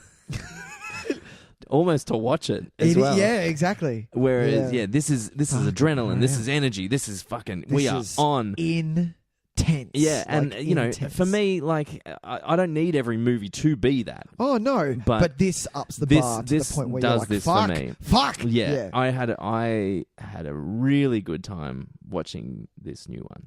Yeah, a ridiculously good time. But it chucked you. Am I? No. Okay. Yeah. You feeling alright? Okay. Yeah, I'm feeling good. Sorry. Yeah. Straight off the bat, Tyson. So I clocked it when I was frantically writing down my notes for this. 7 minutes into this movie, Tyson, you were already locked and you were ready to go. Like 7 minutes in, we had met. Are we at the mall by 7 minutes? No. Okay. But you. It's 7 minutes. 7 minutes until when she gets home. Yeah, and wakes up in the next morning. So it's 7 minutes in. She's down. She's in the car, gone down the alley, hit the tree. Roll credits. That was 7 minutes. Fuck. It is a strong opening. Stronger. You saw her at her job. She was competent at her job. She knows what she's doing. Yeah. Like I had to write it down because she was so good. We're instantly drawn to her character. So she's intelligent. She's fast. She grabbed those car keys like you. That's the first time I've ever seen like, yes, go, do it. She stands her ground. She was just so good. Like that throw. That one of my favorite shots. That throw of her into the bathtub. Oh yeah. Great. Hell. So good. It had been a while since I'd seen this. Yeah. And I always remembered it being like, it's a cool movie. Oh, really? I fucking loved it this time I watched it. I watched this. Let's just to clear up the kind of the perspective. I watched this before watching Dawn of the Dead, the old one. Yeah, and they're separated by about 2 days. I think I should have done it the other way around. Yep. But due to just availability of the media footage, at the time, I had to watch the old one in the time I had available. The new one in the time I had available immediately. Yep. I think I would have liked the old one a bit more had I watched that first and not been reminded or reinvigorated, I guess, in how much I love this new one. Yeah. Like, I actually don't think it's just a good remake. I think it's a fucking good movie. Yeah. Like, I've watched this. I'm going to use a Tysonism. A fuck ton. Yeah, great. I have watched this a fuck ton. I'd say really this might have been the third time I'd watched it. Right. So because I was third, that's decent.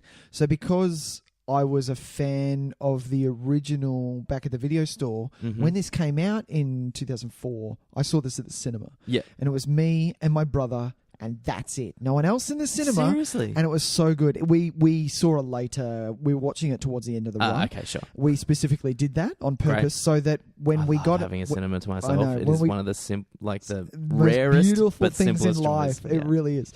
So so while the movie was starting, the movie which I don't like to do this, but my brother begged me. He goes, "Can you run up and just tell them to turn it the fuck up?" So because it was a very small cinema, Sure. Rosebud Cinema, I ran, knocked on the door, and he's like, "Yeah, are you okay?" I'm like, "Yeah, are you? It's just us in the cinema. Do you mind turning up?" And he went, "Fuck yeah, man, awesome!" And it was just a fucking ball of a time. That's so good. Yeah. No, I love that. So the gunshots in this movie kind of shocked you. You were kind of like, "Oh Jesus," you know. Well, I mean, the sound design itself is really primal. And gets right into your skin. And, you know. So let's, there are similarities, of course. I mean, there's the overall similarity. We're still setting in the mall. Yep. So the thematic idea still exists. Absolutely. We've got. We've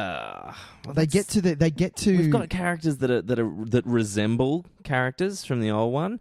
I think Ving Rhames is kind of Peter. Yeah, absolutely. I think the female Jake character. Weber is kind of an amalgamation of Stephen and Roger. That's true.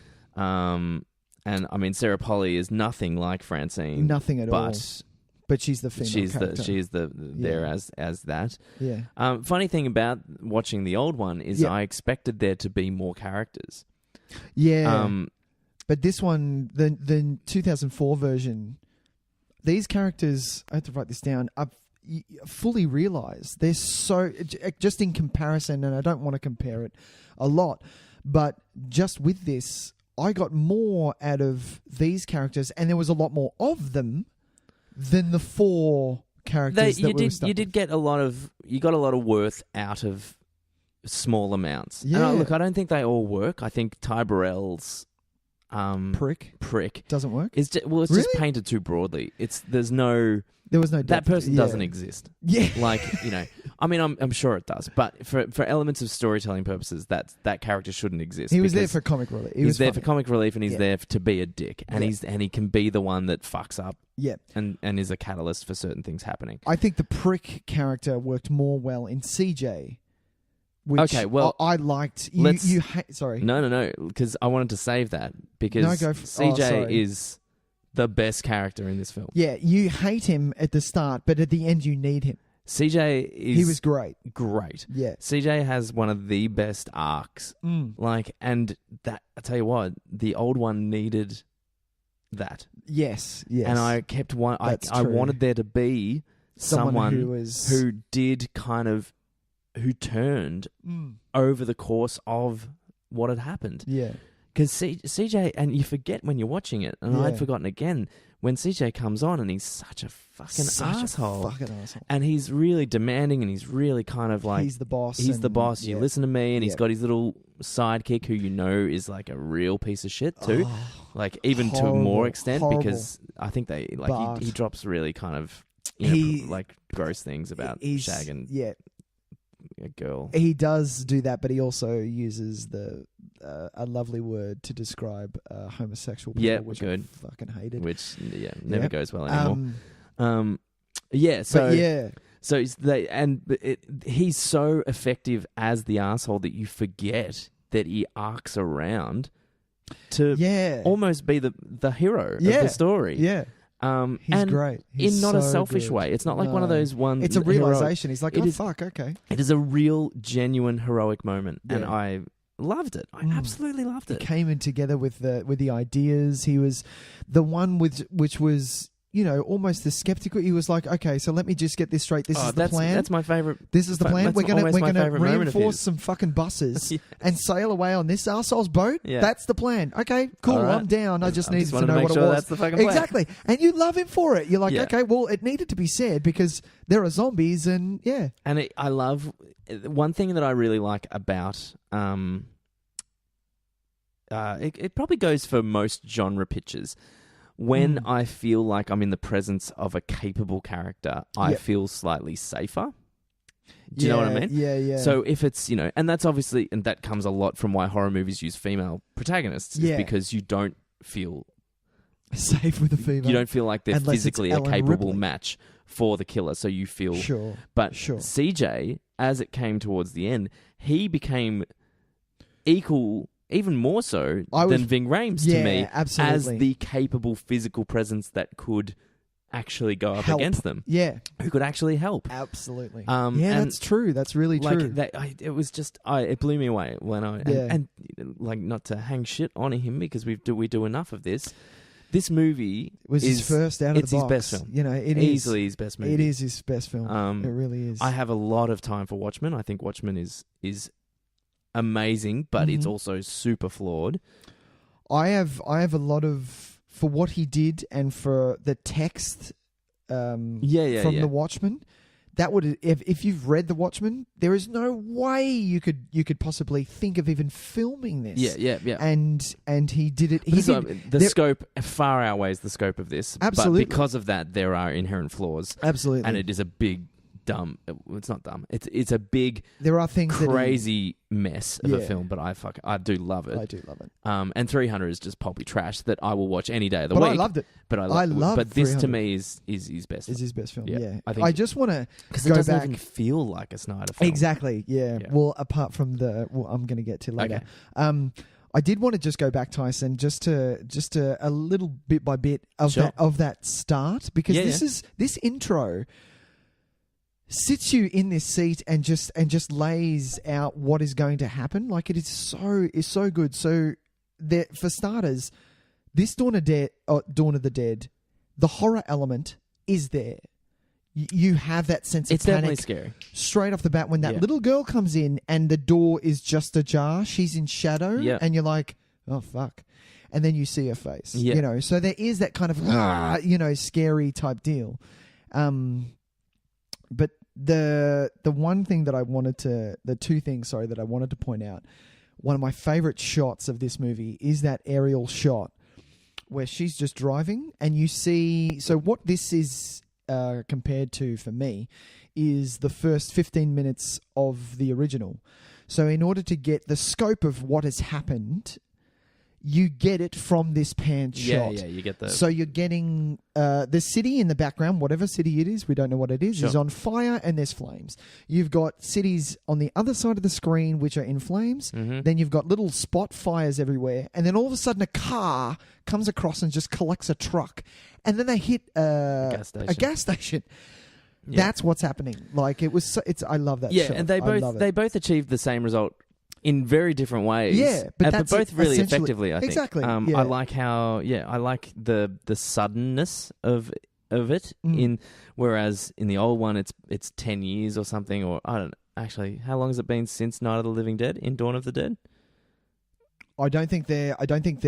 That's the same. It's the same world. Same world, yeah. I believe it's the same outbreak, and it's just escalated gradually. I'm giving it probably 5-6 years. Okay, then. Sure. Yeah. So this is obviously, there's little, like, because someone gets brought into the hospital and you're like, you hear it quickly. Yeah. And like, when she's in her car, she punches over. She's like, here's the news. And the outbreak is of it, and then all of a sudden, click, something else. Yeah. So, but it's obviously popped up over 48 hours. Yeah. And I like the suddenness of that, and I like the sudden just complete evaporation of society. Like, this is what I love about these movies. As humans, we are shit. We don't know what the fuck we're doing. We are going to die. We're going to fall apart. Yeah, absolutely. Yeah, well done. And I was even thinking though, we get to the fucking mall fast. Yeah. We don't fuck around. Exactly. We are there. But that was the point. With that shot, we can do that. Yeah.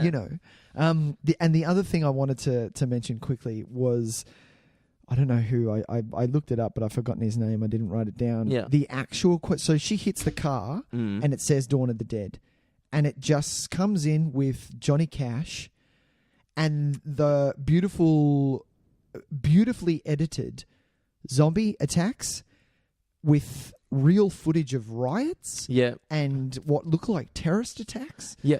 And in that... You've got the text of the people who made the film, and it's blown away. It's blown away with sort of like blood, or if you blow through a straw, it looks like it's done like that. Sure. And it's such a beautiful way to do it. I like when people put a bit of when the credits have a bit of artistic kind of quality to them. You know. I mean, there's nothing against very plain. Oh, sure.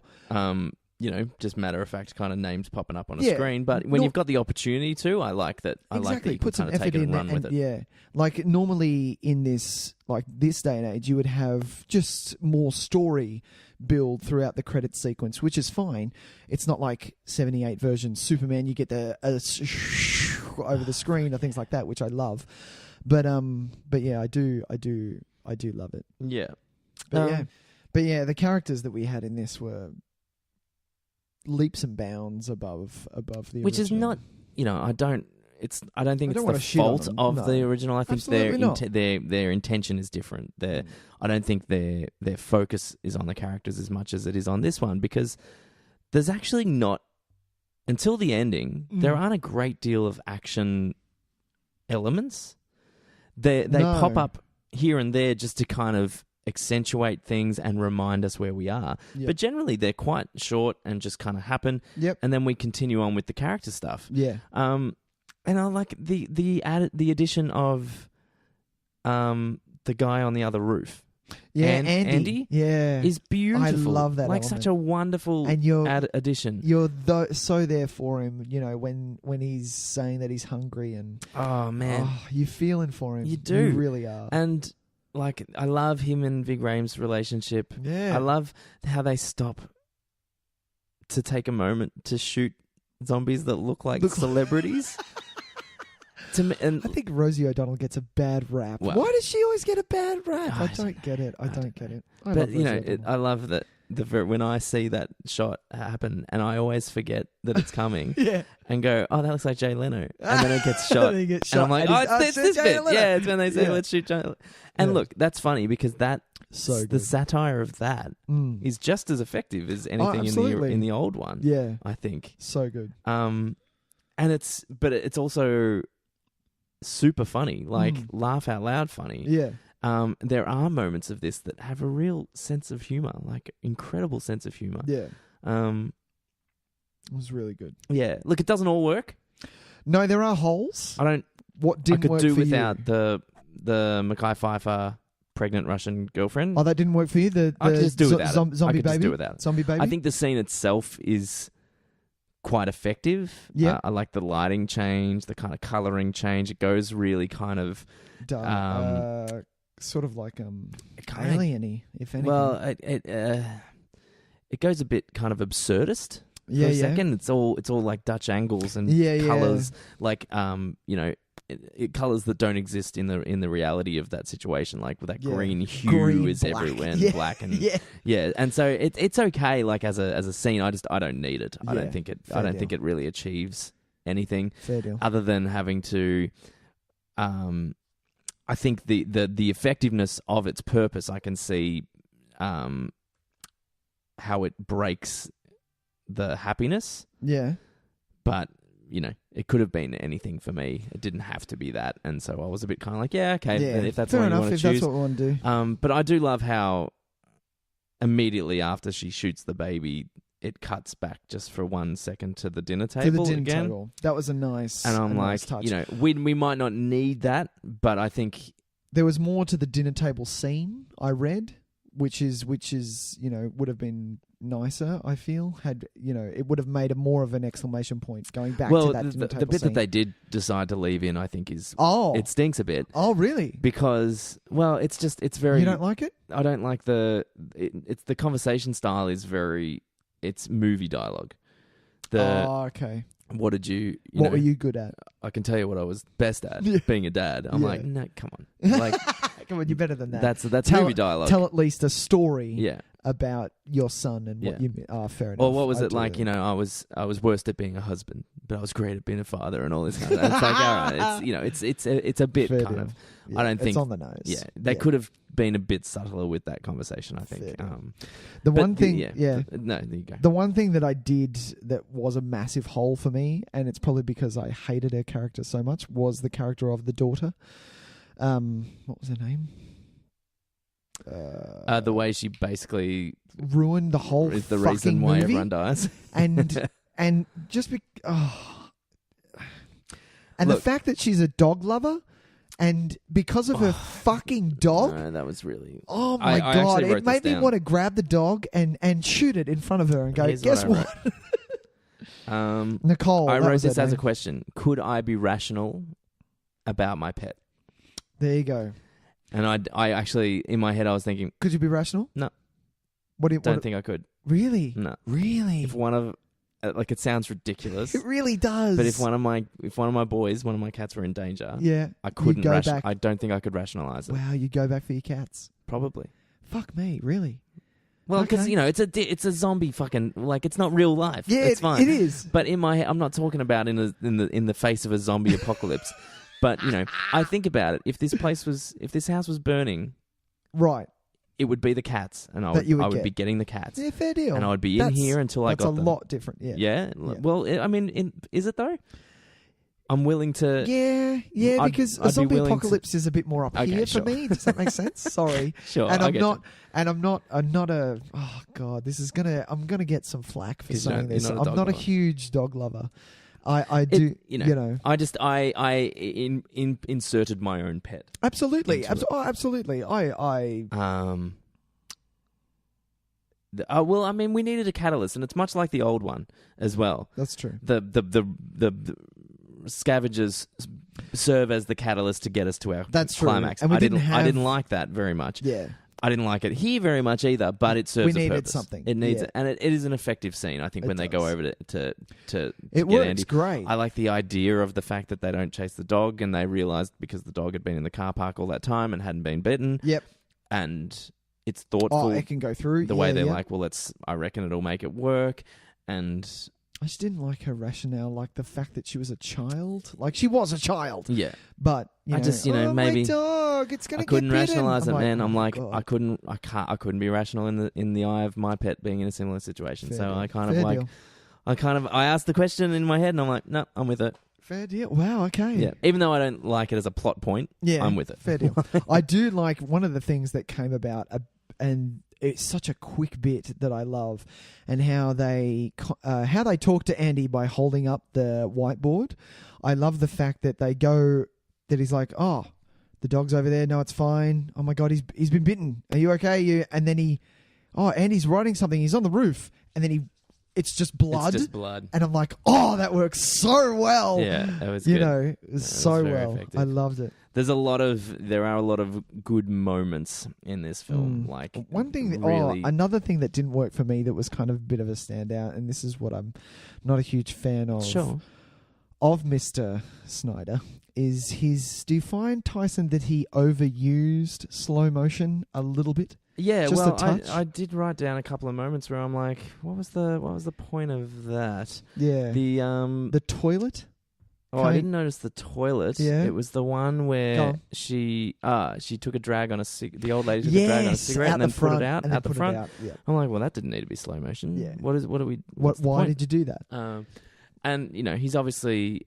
It actually didn't happen as much in the action scenes as I remember it happening. Yeah. I in my head, I had it more, and I think it's just because it's become a Snyder staple. Yeah. He did do it occasionally, like it was here and there. There were little moments of the speed ramping in the action scenes, but they felt much more organic in this than they do in something like... Well, actually, in 300, they work a treat. I think it's everything since then. Yeah. Everyone was like, wow, it worked really well. Now he uses it all the time, and it's like, hey man, like let's put a lid on it, find something else to do. Slow-mo, dude. But yeah, there were some. It wasn't that it was happening; it was the choices of when they were happening. Where I'm like, what's that? doing? The toilet coming out of the window. I'm like, what, do we need to slow-mo on the toilet busting out of the window? No. Okay, sure. No. Sure. Yeah, Sure. so look, it's almost like the movie succeeds a lot despite Snyder's best attempts to maybe fuck it up. Who knows? Who knows? Because, I mean, this is the funny thing about him, because you look at him now and you're like, how did you make a movie this effective? Yeah. This good? Like, yeah, okay, so he made 3 watchable movies of different quality within watchable, I would say. Poor Sucker Punch. Oh, so Sucker Punch I find is watchable in a ridiculous kind of way. And I'm on board. It's definitely a fanboy. I really like the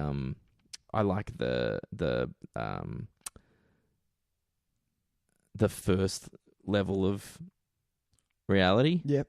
So I just think the one in the kind of the speakeasy kind of world, the 20s inspired kind of burlesque house. So anyway, that's just Zack Snyder-ness. Yeah. So it's kind of funny to look at a movie this effective and be like, oh, okay, maybe what happened? Maybe this is just maybe you got lucky. Maybe. Because it's actually on a thematic level even is kind of deeper than it's deeper than 300 for sure. Oh, absolutely. Yeah, it's got more going on underneath the surface than really any of his other films. Yeah. So yeah, maybe I don't know. Maybe Snyder's just kind of was a bit of a passenger on this. Wanted to make a crazy, it is fun kind of his first zombie movie, film. and it just so happened that because of the source material and because of the inherent kind of thematic material, just ended up being great. Yeah. Yeah. I don't know what else. Oh, do you know what's interesting about this film? Yeah. That they don't. You could never get away with the level of awareness of zombies anymore. It was really kind of like, it was refreshing to watch a film where they were asking the questions that, like, what's going on? Why are they like this? Why is it the bite that's infecting us? We think it's the bite. They are unaware of zombieism. Yeah. You know what I mean? Yeah. I even found like, because in the old one, it's obviously that's not allowed to be there. Yeah. Because that is it's the first era, right? Yeah. Even in 2004, I feel like it's right on the edge. Because if you watched a movie in 2010, maybe, that was playing it like the rules like this, like, whoa, what's happening? Well, that's where we'd be like, come on, man. You know it's zombies. Well, that's where Shaun of the Dead kind of comes out and goes, even though it's a comedy, comes out and goes, "Ooh, are we saying zombies?" Yeah, well, that's it. You know, you have to just acknowledge the fact now because it is such a huge thing. So it was kind of refreshing to see a movie that was so earnest in its like unawareness, just no sense of what existed outside of the movie. Yeah, I thought that was kind of cool. It was really good. Yeah, it's always fun. I like the music choices in this film. They were really good. Even the subtle getting first into the when they first get into the mall. I have all the mall versions of songs. Yep. There is Go for it. Is a version of "Don't Worry, Be Happy." That was the one I was talking about. Is the first one very nice? Very subtle. "You Light Up My Life." Okay, is in there. Richard Cheese was. Well, that's actually. This is just the diegetic sound. Oh, yep. Go. So what actually exists in the elevators? I think it's just the elevators. Yeah. And then it's "I'm All Out of Love," which is when CJ says, "Oh, I like this song." When they get in the elevator. So they're really funny choices because they've all got a bit of, like, even just in their titles, they've got a bit of kind of an ironic value. Yeah. But yeah, then there's the Richard Cheese version of "Down with the Sickness," which is great because it kind of Richard Cheese himself is really an example of normalizing the ridiculous. Yeah. So he will make these lounge kind of songs out of classy lounge ballads out of Beastie Boys. Yeah, Beastie Boys and rap, like gangster rap or in this case heavy metal, the Disturbed, or like whatever you call them, you would say new metal. Almost. They're in the new metal genre, but they don't class themselves as new metal. Sure. So that kind of that idea of normalizing it because that's what they're doing. Yeah, that's during the montage where they are trying to normalize the craziness of the zombie outbreak. So it's a clever choice. Yeah. Oh, the other two things. The other character that I wanted to talk about was the organ player of the church. Yeah, who admits to, which I love how he I don't know. It's kind of a bizarre dynamic. He talks to CJ and Bart, who are imprisoned, and opens up about the fact that he's gay. And I realized I was gay because, and in that montage, in the Richard Cheese montage, he's trying on the women's high heels. Women's high heels. Like, that's such a great kind of. Well, it's really it's a character choice nice. You didn't have to make in any way, shape, or form. But all it does is it just adds depth. And it's just so good. And it makes these characters feel real. I feel like. Exactly. Aside from Ty Burrell's character, they all feel very lived-in characters to me. And Nicole, the stupid. She's a teenage girl. She's a teenage girl, and she had the crush on the teenage boy. Yep. So of course they were going to spend time together. Yep. She adopted the dog. She didn't help. All she did was spray paint the fucking truck. Yeah, exactly. She wanted to make it look. Well, it's got to look tough. Pretty. Like, God. But then, having said that, they did have the other female character. I can't remember her name. Her name doesn't actually get mentioned. That's why. There you go. Yeah. I like because how she's one scene she's banging Ty Burrell. Yeah. But then Monica, she name was, grows up as she gets along and realizes that he's a piece of shit. Yeah. And is also kind of like. To Nicole when she's like, has anyone seen the dog? She's like, fucking dog. Just come and do. We're doing some work here. We're trying to do. Come on, help. So for a character with her name doesn't get mentioned, she gets maybe 3 lines of dialogue. Even she gets her own little arc. She does, which I think which is great. And she gets that they make the effort. The best deaths, man, brutal. The best deaths in the movie. A chainsaw through the chest. Yeah. Oh. Like down, like in through the neck and down. Man, like, it was great, really great, so good. The other thing I wanted to just point out that this was the start of the running zombie. Now, it was 28 Days Later came out 2 years before this. Sure. Which was people, obviously were going to have fanboys saying that that wasn't zombies, it was a virus, but blah blah blah blah blah. I love the fact that there was running zombies, that it just took it to the nth degree, and you. Well, I think you had to. You couldn't remake this movie with slow moving zombies. I think that because there's no reason for that movie to exist. Yeah, this is the movie where, and as much as I take the piss out of this when I say it, but 2004 is the age of. Extreme, you know what I mean? Like everything is like we're gonna make it fucking faster and bigger and louder, man. It's gonna be sick. It's gonna be fucking sick. Fucking Limp Bizkit. Yeah, exactly. And in many ways, it's what's wrong with 2004. But in this circumstance, it actually works really well because what you're doing is. You're not saying we're going to make this better than the 70s version. Yeah. We're going to do the version for 2004. We're going to do our version, and in this version, the zombies run. And in this version, everything is more heightened. Everything is more in your face at that exact moment. Yeah, that's so true. Yeah. What else? There wasn't a heap more that I wanted to say. No, neither. I feel bad because we haven't really talked about Jake Weber's character at all. But I think he's really great. I think he.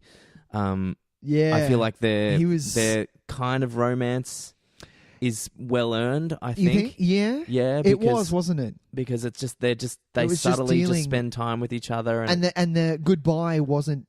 It was kind of perfect. Yeah. He kind of went. And it no, also wasn't a case of just like we're both hot. Let's be hot together, which is something that I don't like. But I totally love it.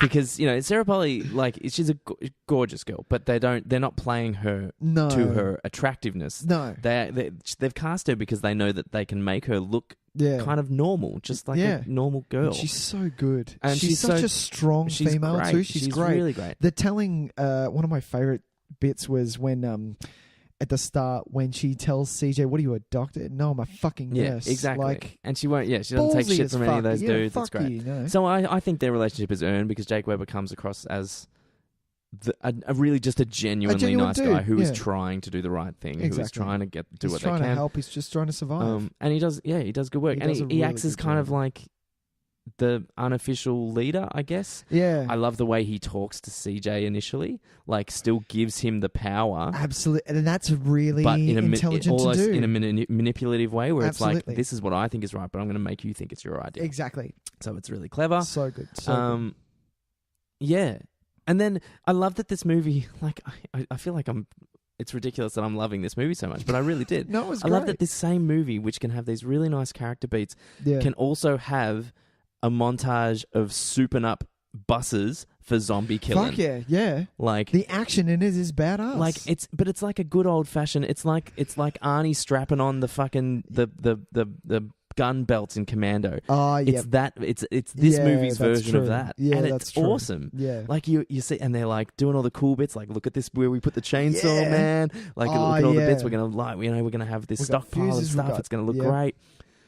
I love it, and I love that the movie can have both of those things. Yeah, I think it works really well in that sense. So good. Yeah, I also like that it's it kind of commits to its downbeat ending as well. I reckon that was pretty fucking great. I do love it. I do love if you're going to, because it is essentially a remake. I do love that in the original, George A Romero didn't want the plane to take off. Oh, he heard this. Yeah, he wanted the plane to take off and then lose petrol and then just dive. And there were other versions where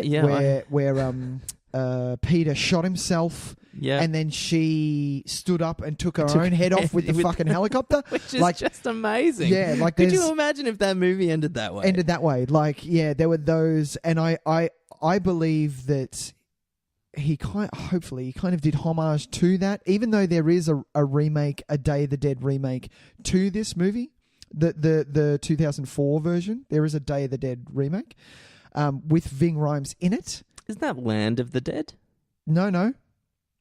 Land of the Dead is completely separate. Ah. Yeah, it's the zombies have fully taken over, and it's more an Elysium type storyline where there's the heavily it's rich the upper class and the lower class. But yeah, Ving Rhames is in it. Sarah Polley isn't in it. She's replaced with who was American Beauty cheerleader. What is her name? American Pie. Mina Savari. She was in it. But yeah, I kind of like at the end of Dawn of the Dead 2004. With the quick cuts in the credit sequence, and they get to the island, and the island is flooded with zombies. Of course, it is. That they kind of, you don't think they survived. To me, they didn't anyway. In my head, I'm like, no, they totally all fucking died. No, they didn't survive. Yeah. Are there any similar characters between Day of the Dead and Dawn of the Dead, the old one? No. There's no crossover crossover characters. No in that crossover. At all? No. Interesting that they chose then to have Ving Rhames do his come across to do that. Exactly. I think they were just trying to. That's funny because I honestly didn't. Yeah, I've actually molded those two movies together in my head. If you had said which one has Mina Savari and Ving Rhames, I would have said Land of the Dead. Cool. Yeah, I honestly thought that were the same film. No, Land of the Dead was George, and I believe the Day of the Dead remake it was not George. Had nothing to do with anyone. Yeah. No, I just had a look. It was Steve Miner directing, who was. He's done some. He did a few Friday the 13th movies. Okay, but yeah, Dawn of the Dead, Tys. Yeah, look, and I guess I'm surprised really that for two things that I would probably choose to watch this over the original. Yeah, more often, and that I loved this so much. It's jumped up in my books. I'd rank this pretty highly as far as. Just horror movies in general. Yeah, man. Movies in general. As like a good kind of, and I love a good movie, a good horror movie that doesn't put you through the ringer when you watch it as well. Like you don't watching it isn't a harrowing experience. You know what I mean? Yeah. Where you can put it on and it's a good time. It's just the fun. Scares are there. It's fun, man. But you can still. You can have an emotional connection to Absolutely. it. You get caught up with the characters. You want to spend time with them. You're on board for what happens to them. You don't want them to die. The fucking jerk. Yeah. Well, absolutely. He gets a good, satisfying death. Yeah, but, exactly. Yeah, I love it. That's why I've watched it a fuck ton. Yeah, a fuck ton, if you will. All right, well, so that's our first comparison of original to remake. Yeah. I hope we've done it justice. Yeah, look, I feel like we're going to get a lot of people hanging shit because we didn't like the old one as much. Don't think that. We do love definitely it. do not think that. That's what I mean. Yeah, as film lovers, we know that it has. Like I own it, and of course this is Tys's first watching of it. Yeah. So he when he does come back, he's probably going to go. I do love it. You said it very well before. The acknowledgement of its importance. It's essential. It's definitely an essential film. Yeah, film. But yeah, whereas the remake is just a fucking good time, man, really and a is. really well made action horror hybrid kind of thing. And I love which I really dig. And I love the cover. The cover's one of my favorites of all time. Yeah, it's really good. It's good. All right, well, we're going to move on. Yeah.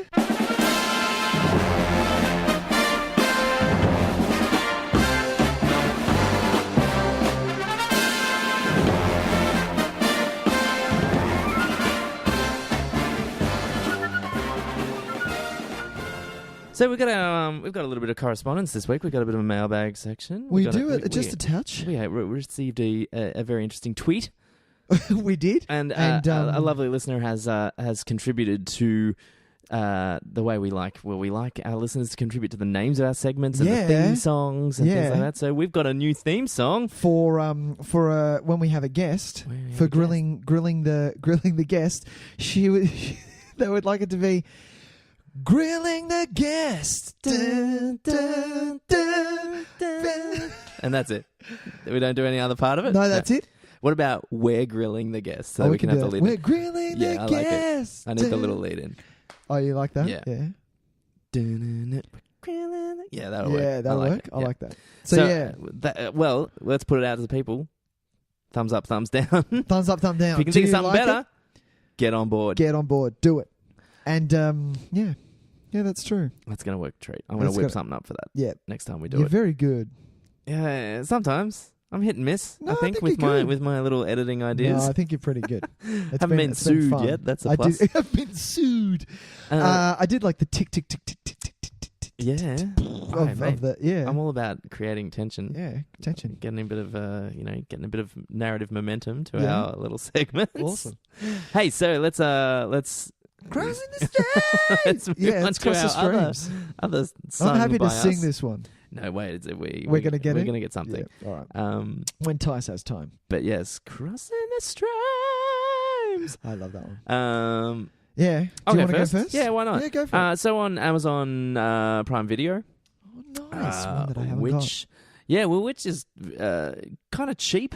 They're still like for subscription base, it's cheaper than Stan and Netflix. Oh wow! But the content is far less at the moment. Sure. But they're in the process of building everything up. But one movie that is on Amazon is 12 Monkeys. Oh, nice one this week. That's the Terry Gilliam sci-fi film starring Bruce Willis, which I'm just thinking of the year. And 96. I was going to say 95. Who's the Close. female in? Female is Madeline Stowe. Madeline Stowe, that's right. Yeah. Brad Pitt's one of my favorite Brad Pitt performances. It's good. It's really good. He does Loopy really well in this film. Out there. Yeah, he's yeah, that's it. And he does this thing with his eyeball, and I don't know if it's like if he's wearing a contact or something. Because if he's got that control over his eyeball. Like he can make one. He must have a lazy eye, and he just knows how to make it happen. How to pull on. Or that's someone's job in the CGI. ILM had one guy who was Brad Pitt's eyeball guy. Yeah, I doubt that. I think it would have just been a contact lens, either that or he has control of his eyeball. But 12 Monkeys. 12 Monkeys, awesome. Really great. Really like good old fashioned head fuck of a film. Yeah. Really great. One of my favorite themes to a score. The I don't remember. Which I love. I've only seen it once, and I came late to the game. Oh, right. Saw it. Yeah, my wife made me watch it. I saw this one in the cinema. Oh, this nice. is like I've been on board this one for a while. Yeah. And as a 13, no, it would have been 14 then when it came out. Wow, decent. I'm like, what the fuck is going on in this movie? This is fucking crazy. Yeah. And as the years have gone on, I've noticed, I regard it as a bit of probably a classic. Yeah. Oh, absolutely. 12 Monkeys, man. Especially for the time.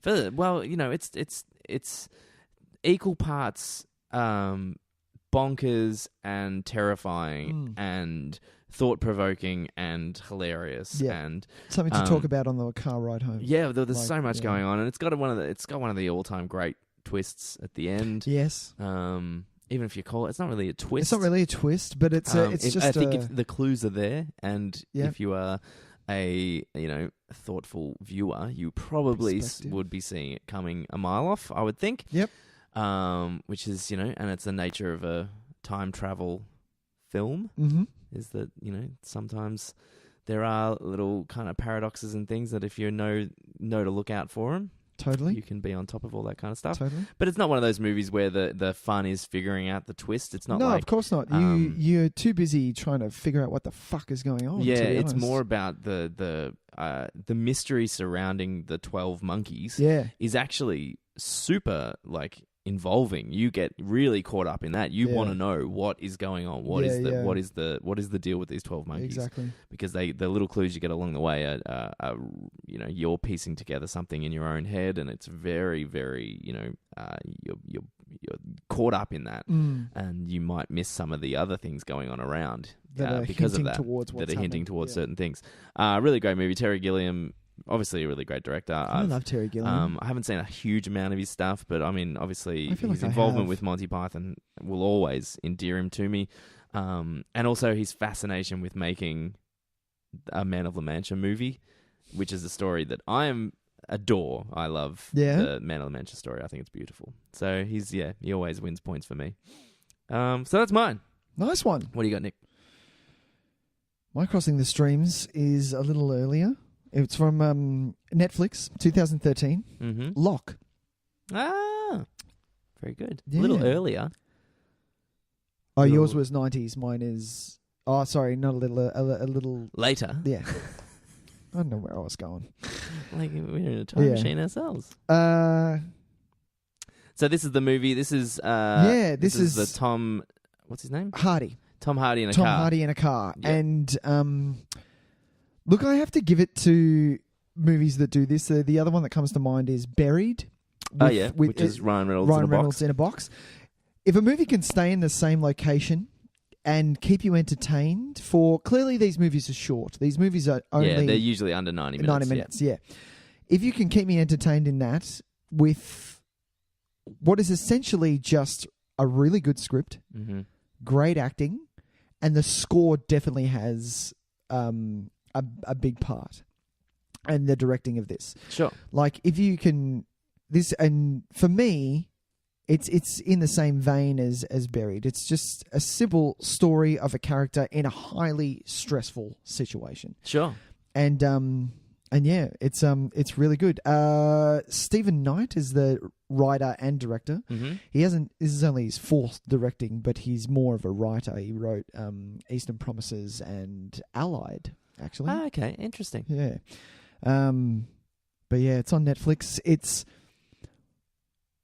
When I see a trailer like this and I read about it and realize that it's just all in the car, I want to watch this because it is a dare. It is like, well, this could very easily be very shit very quick. For sure. And the same thing with Buried, even though I'm, Ryan Reynolds is my boyfriend, and I have to big him up. You want to be in the box with him. That's true. I'm drawn to these movies. I really am. Sure. I think. I absolutely. Yeah. I find it. Did intriguing. Did you see Locke? No. No, you haven't seen it yet. No, that's fine. To be honest, I don't think a lot of people did. It was one of those ones where no one saw it, but everyone who did see it were like, "You have to see it." Yeah, it got really good reviews. To be honest, I hate those people. Don't fucking tell me what to watch. Don't fucking tell me what to watch. I'll fucking watch what I want to watch. Yeah. I don't like Moulin Rouge. Fuck you. No, I'm kidding. I like Moulin Rouge. Yeah, it's just really good. And Tom Hardy is good in everything. Yeah. I don't think there's a Tom Hardy movie that is shit in. I like him a lot. Exactly. He's damn He good. was beautiful as Bane. It's just that Bane didn't get... The ending of Bane was shit. The writing there was shit. Yeah, it's a disappointing ending. Yeah. But yeah, it's just a beautiful combination of script, acting, and score that is just a good watch. Pop it on. It's quick. Yeah, man. You like a quick film. I do like a good And the quick suspense film. is right up to the neck. Yeah, like you're I like it. full of suspense. All right, sounds good, man. I think I'll be looking up that one. Yeah, man. All right. Netflix. Well, that's going to wrap us up for today. Yeah. So, Nick, you can. I did want to say a little something before we jump off today. Oh, yeah. Is that our next week is going to be The Prestige. We're going to do The Prestige. I don't know what you'd call it. It's a drama. It's a drama. It's a period drama. It's a period drama about musicians.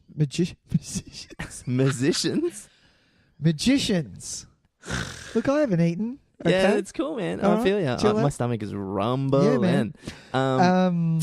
I like this film. I'm excited to talk about it. There's going to be a lot to talk about. This is people go cray cray. Yeah, which I didn't realize. You told me the inception levels of deconstruction of this movie. I So can't I'll be wait. reading up some stuff and possibly calling it all horse shit. Yeah, he possibly will. Yeah. I won't. I love this movie to its nth degree. But the reason I wanted to bring this up is because the week after that, hopefully, maybe not, we will, depending on our audience.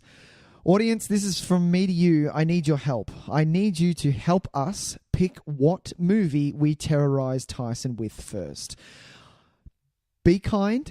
He's a friendly, lovable character that you get scared just as quickly as a kitten. Yes. So I need you to pick something that's going to help us scare the shit out of him, but something that he can watch in the dark by himself. Yeah, so save up some of the really crazy ones until I get some miles under my belt. When he gets a mad exoskeleton spine. Yeah, because, and it makes it sound like I've never watched a horror movie in my life, which is definitely not the case. There are certain horror movies that I don't go toward. That's true. Because I know the effect that they'll have on me. I can watch anything with vampires in it. I can watch anything with zombies in it. Sure. I can generally watch any slashers. Okay. Ghosts. When we start moving into supernatural and religious horror, all right, is where I start to kind of So the idea of like the Babadook or the Exorcist, like that combined, sure, the last is like exorcism. my worst nightmare. The Last Exorcism. So something a bit like anything with exorcisms in it, I might have a bit of trouble with, but it's not because of the exorcisms. Okay. It's just they tend to be the movies that I find most unsettling. Absolutely. Something like The Shining, for instance. It's the supernatural combining with theological kind of concepts. That's kind of specific, but okay. No, but you'd be surprised that does happen covers a lot of horror. Can films. I ask you a very specific question right Sure. now? Are you do you like spiders, Tyson? I will not watch anything with spiders. Fantastic. So I would like. No, it actually doesn't. That's off the list. Yeah. Arachnophobia is PG, I've Tyson. seen Arachnophobia. You've seen Arachnophobia. Yeah, that's fine. And that's off the list? I'd watch that again, I guess. It was fine. It was fine. It's not scary? No. It's not scary. What are you talking about that's off the list then? As in, don't suggest something like, Arachnoquake or Big Ass Spider or Eight-Legged Freaks. Eight-Legged Freaks. I'm not going to watch any of that shit. No, we're not doing that. I thought you were scared of spiders, henceforth Arachnophobia is off the list. I'm very scared of spiders, but I forced myself to watch Arachnophobia. Oh, well done. Yeah, that's good.